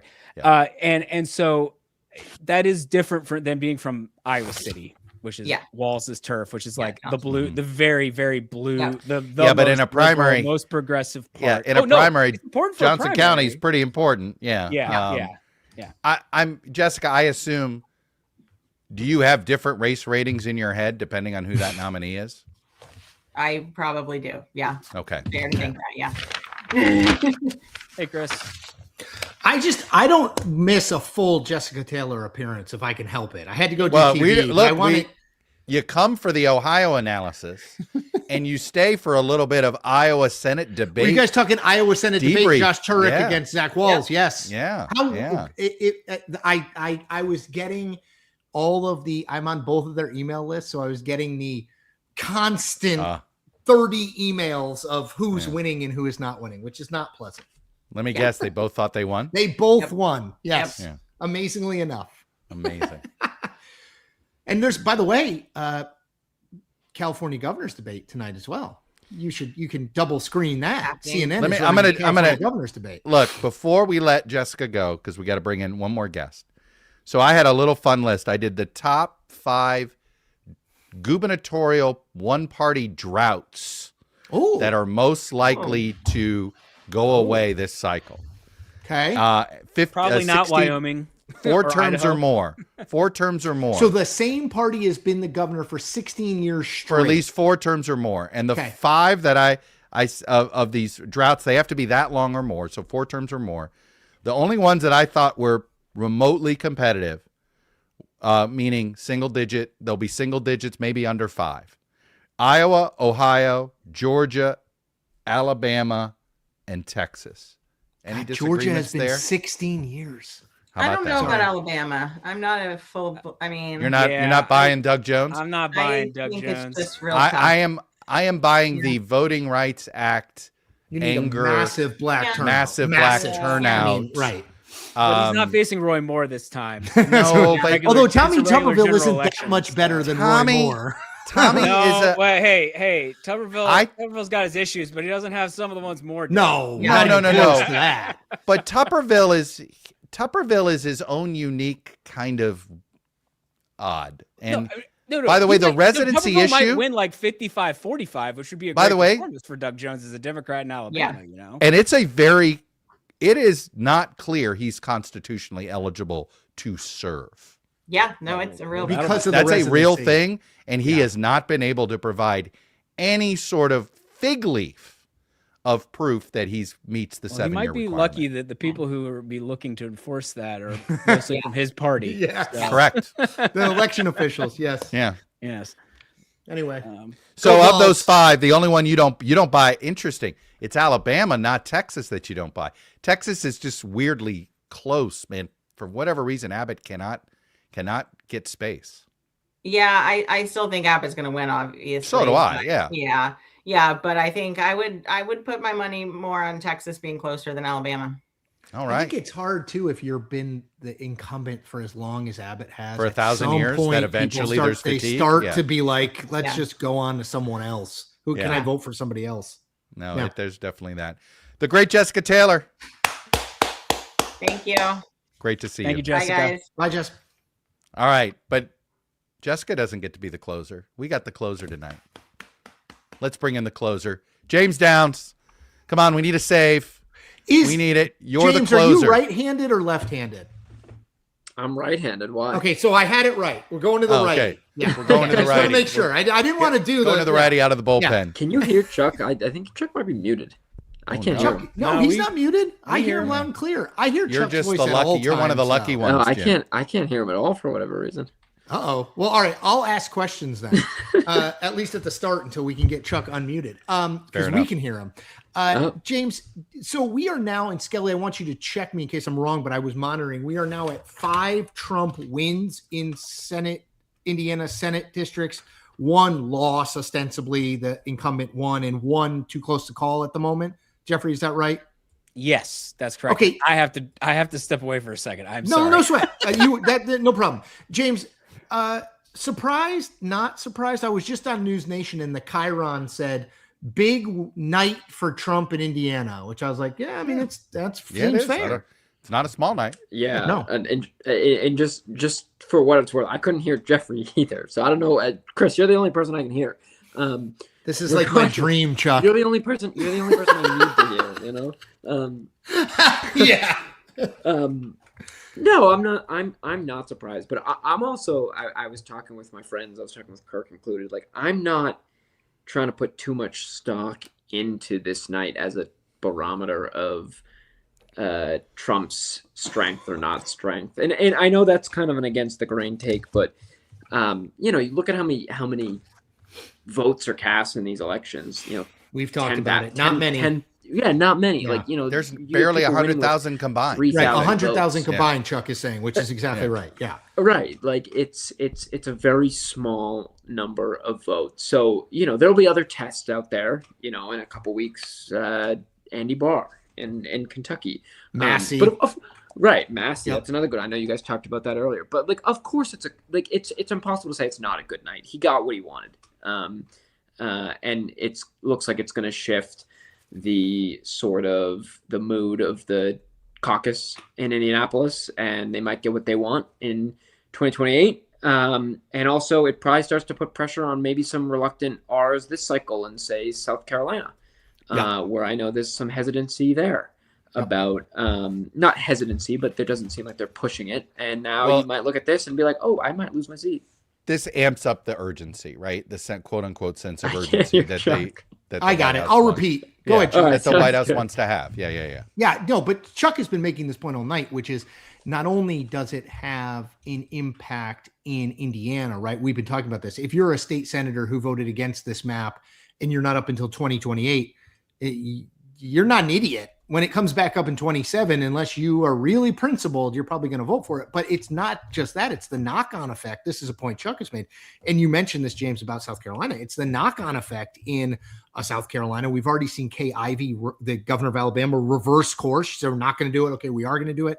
I mean, my only point is Chuck and I have spent a lot of time looking for are there cracks in the Trump, this incredibly unified, still, given where his poll numbers are, unified Republican Party. And it's like, man, he's still the big baddie that you have to be afraid of if he's against you, right? I mean, that's my only, I don't want to extrapolate too much, but if I'm Tom Massey, I feel less good tonight than I did yesterday. Yeah, it's something I've been thinking about, right? And I even think in 2024, right? Like Trump was, he's still clearly seen as the leader of the party. In 2024, that was no different. He endorsed John McGuire against Bob Good in the 5th District in Virginia. That was an incredibly close race. I think McGuire only won by like a point or two. And there wasn't this discussion, is there a crack? And so I think about that, and especially at the congressional level, and, maybe we'll see bear out in the mass you see. Like, it's incredibly hard to knock off an incumbent. And I'm not saying anything, Yes. out of the ordinary there, right? That's conventional wisdom. But that probably gives Massey a fighting chance. And I know Nathaniel was talking about how much of a brand he has in that district. He certainly does. But yeah, right. Like, are you uneasy about it? Sure, maybe. And it is, Chuck is saying it is a closed primary too, right? So it's just Republicans, which I wonder if that makes it. Massey is so iconoclastic. I mean, that's the thing. It's like, we're going to spend a lot of time, right, analyzing Massey. And it's like, he is so, like, he's like Rand Paul. Like, they're Republicans, but like, they've never really been MAGA, but they're also like they're not the like Mitt Romney wing of the party either. Like, they're kind of off on their own island. Anyway, but go ahead, James, make your point. Sorry. Yeah, no, I mean, it's just, I think you guys make a good point. And I just think, like, it would be foolish to jump to massive overarching conclusions about like what this means for the future of the Republican Party, or like what that means in these primaries. All that to say is, like, yeah, like I would still rather be the person with the Trump endorsement than not. Totally. Right? Like, whether or not this bodes greatly for Ed Galbraith or not, like, I would still rather have his endorsement than not. Chuck, you got one you want, and I'll pass along to James, and then we'll get out.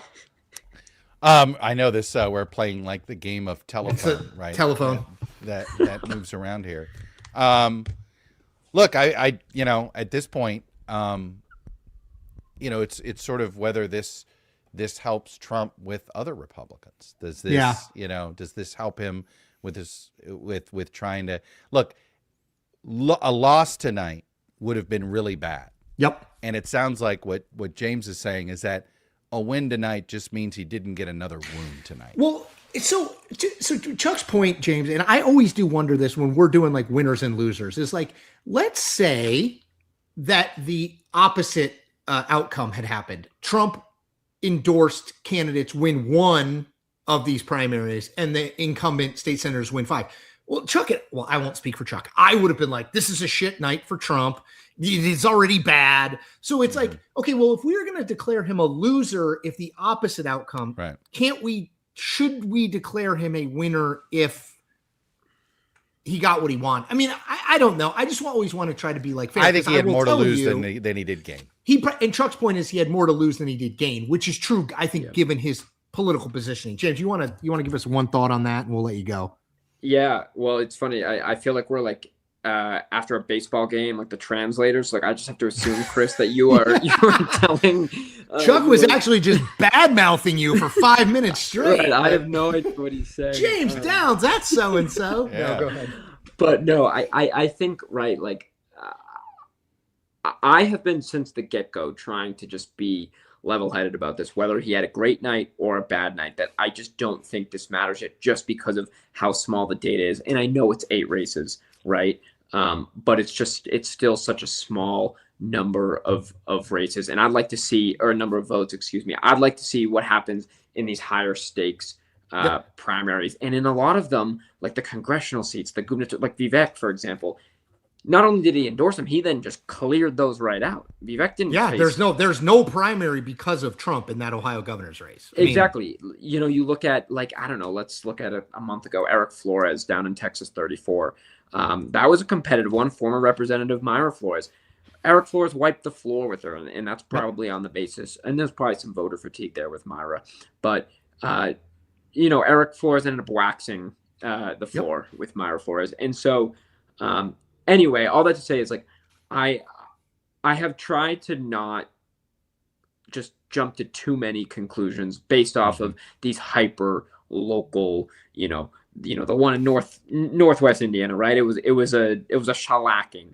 But like what that means bigger picture, I'd like to see, the next several months of primaries happen before we start, jumping to these conclusions. And we will, and to your point, James, look, we're going to have a run of primaries between now and the end of June that are going to give us a lot of data points that I think we're going to draw more conclusions from. And by the way, Chuck and I and DDHQ will be here, and we will have James on. James, thank you.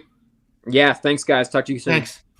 All right, so Chuck, I mean, I want to do let's do a few final thoughts, because we got one, just to reset for people. that what we were focused on was the 7 Indiana state senators that Republicans that Donald Trump endorsed against because they voted against the map he wanted. 5 of them have lost. 1 of them has won, and 1, I believe, although I'll have Scott Trent or Skelly when he comes back on check us on that. But my only thing, one of them is going to go all the way. One of them is very close, right? And there's so little vote left. There's more than 95% of the vote is in, and we're looking at less than a 200 vote margin. Right.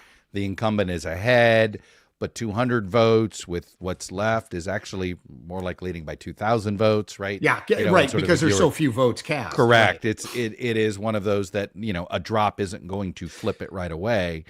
And it looks like an incumbent may hang on there. So maybe 5-2. Look, I take James's point, which is, look, when we're talking about 6-2 if you count the 8. 6-2 if you count the other one. Yes. Yeah. I take James's point, which is, we're talking about 12,000 votes here, or 15,000 votes here.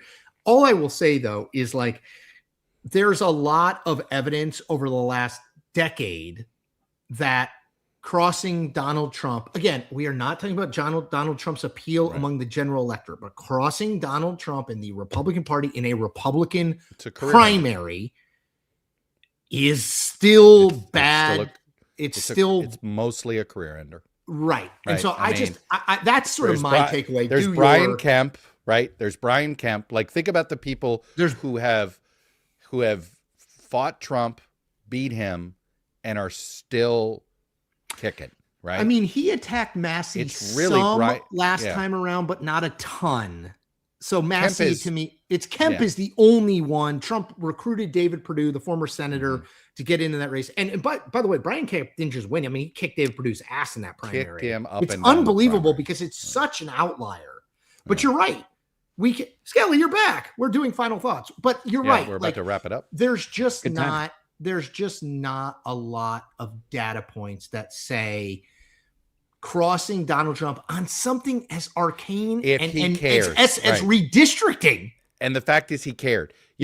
Had he not, that's the thing. Like it's weird with Trump. If you cross him on something he cares about and he decides to all right, I'm bringing the howitzer. I'm bringing hell with me. I'm bringing in La Savita, okay, which is the equivalent of bringing the howitzer, right? Yep. You're gonna lose. If you could avoid, you can defy him as long as you don't shove it in his face. Or it's something he it's something he personally cares about. Deeply cares about, which is like you work. I mean, I think his view of the Republican Party is like, you guys work for me. You do what I say. He believes he's the CEO. Right? I don't care. I don't care if you're in the Indiana State Senate. Like, you're a Republican. I'm the head of the Republican Party. Do what I want. And in truth, and again, if I'm Tom Massey, I feel worse tonight than I felt last night. Doesn't mean he'll lose, but this seems to suggest Donald Trump still gets what he wants within the Republican Party. Skelly, do you want to? I was just wrapping up 5 called for Trump back challengers, or is it 6? One for an incumbent. 6 have been called total. 2 aren't called yet. Yes. Those are so split. Actually, so it's 5 and right now Trump's 5-1, and he's got 2 left. And if they stay with the leaders, he'd be 6-2. So we actually did just get a projection with the James Starkey, the Rick Niemeyer race that wasn't really included in the 7 that we were looking at. He did not technically endorse. Right. But he did tonight. He did a couple hours ago. I'm just saying. This is one of the no votes. This is one of the no. This was the one no vote who didn't have a Trump endorsed opponent, and he lost. But he was in the end. It looks like that incumbent also has gone down. So I think if you wanted to, what district is that, Skelly? I'm just keeping. No, he's up to. He's got 6. 6. So that's 6. 6 so 6 out of the 8. And Spencer Deary is ahead. We're basically down to final few votes there, and maybe it's going to come down to are there some provisional ballots? Are there some other things? But Spencer Deary is up by like 200 votes, less than 200 votes, which right now is about a little less than 1.5 points in margin. So he looks like he's probably going to hold on, but it would be just him and Good holding on if he does. Fascinating. Yeah. Chuck, do you have any big big takeaway from this? I mean, to me, it's just Trump remains. It's, if you come at the king, you best not miss situation, right? Like he's still in the Republican Party. Crossing him is likely the end. It is. There is I go back to, I think this would have been worse had he failed at this effort. Yes. The national story. That's right. That's right. He has successfully won 8 primaries with a total number of votes of approximately 96,000 people. Yeah. Okay. Yep. So, it is sort of like taking the Iowa caucuses and extrapolating them out, which of course, no one would do that, Chuck. Who would do that, right? Nobody ever does things like that. That's never happened once in the history Not of once politics. ever, right? That you take something like this. But it goes back to the point you made earlier with James that when you were translating for me. Yes. Which was simply, I do think this is a bigger deal had he lost, but it's a big deal that he could win now because anybody on the fence, yes. It's sort of like, is it worth the risk? Why? Right. You see where the wind is still blowing. And by the way, yep. Look, I don't like this stuff. I'm sure plenty of Indiana Republicans don't like this stuff, but you now realize, Team Blue and Team Red have made the decision. This is how it's going to work for the next couple of cycles. That's right. So either you're on board or you're getting out of politics. That's it. Because right now, this is how the two parties have chosen to engage each other.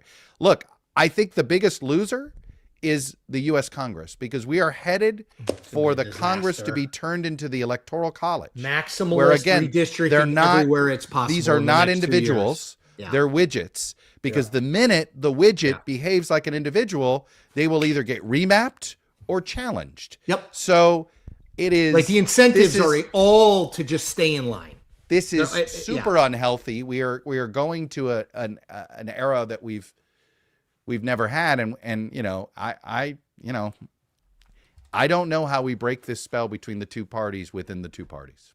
Nope. It's going to have an outside force. It's going to nights like tonight convince me it will get worse before it gets better. Not that I didn't think that before, but Skelly, when we I've had been on that streak for a while. You want to? This is why the real solution: uncap the House. Uncap the House. I'm behind the Chuck Todd. Maybe. Chuck Todd's out. Skelly, got any last thoughts? Yeah, I mean, I do think that, this is going to get worse before it gets better. The redistricting stuff is going to continue. There's going to be more to talk about ahead of the 2028 election. Yep. I don't know what is going to happen with some of the states that have commissions. Are those going to continue? Are they going to get, is there going to be a push to get rid of them in some places? They all seem to be a suggestion now, as opposed to I mean, I would assume that all that stuff will be out the window, because to Chuck's point, if it's just kind of shame and humility is out the window, which I think it is, then it's like, well, we're just going to do whatever we need to do, and the justification, we got to do whatever it takes to win. The other guys are doing what you take to win. Right. Look, the real loser is political reform movements, and 100%. Because if you care about political reform, you can't trust either party to have your back on it. So now you're on your own. Yep. And it's lonely out there in the third party independent political reform era. But the political reformists, the good ones, have realized you can't ever trust the two parties, because ultimately they're going to do what's in their own best interest. But this really does put the political reform movement on an island. And it's, unless there's a handful of billionaires that care about political reform, we'll see where this is headed. They haven't stepped forward yet. Anyway, so we are. Tom Steyer is spending his on Tom Steyer. millions on becoming governor. I will Tom say Steyer. first. I don't think that the words political reform and Tom Steyer have ever been said. No, I just was thinking about rich people who are spending lots of money on their own political careers. He has a deeply seated belief in himself. So it's May 5th. We are back the 19th, which is a big one. Big Obviously, night. Kentucky, Tom Massey. There's a Senate primary there where it looks like Andy Barr, the congressman, is going to come through for the McConnell. That got less interesting because Trump's interference. Skelly, anything else on? But if Daniel Cameron gets 45%, Daniel Cameron over 45. Yeah, keep him under. Yeah, that could be Georgia. So we have Georgia on the 19th. Senate, governor, Republican side. Very interesting. Both of those couple of are runoffs. headed to runoffs. Yeah. Is it? They lowered their runoff threshold to 40%. No, or not? I think Georgia's still 50. Is if I'm Georgia not still a mistaken. 50? But I think it's- still One of think them it is a will be- 40. Yeah, Who I lowered think to it will 40? be, they will be runoff, I think. Yeah. Yeah. Okay. Um, Well, anyway, we will be back May 19th. Thank you for everyone who watched. Yes, thank Go you. go listen to the Chuck Toddcast. Go check out Decision Desk HQ. They will make you smarter. I mean, look, I do them both every day because they make me smarter. There You you should go. check out Chris Cillizza. So what? No, don't And do that. so I what? said make you smarter. No, don't check me out. All right. Thanks, y'all. Thanks, y'all. Go Adios, Nats, everybody. except not tonight. Yeah, rough night against the Rough Twins. night. Stupid Braves continue Against to win. the former Philly. Washington Senators. I don't like losing to the former Washington Brutal. Senators. All right, everyone. It's terrible. All right. Bye, y'all. Good night.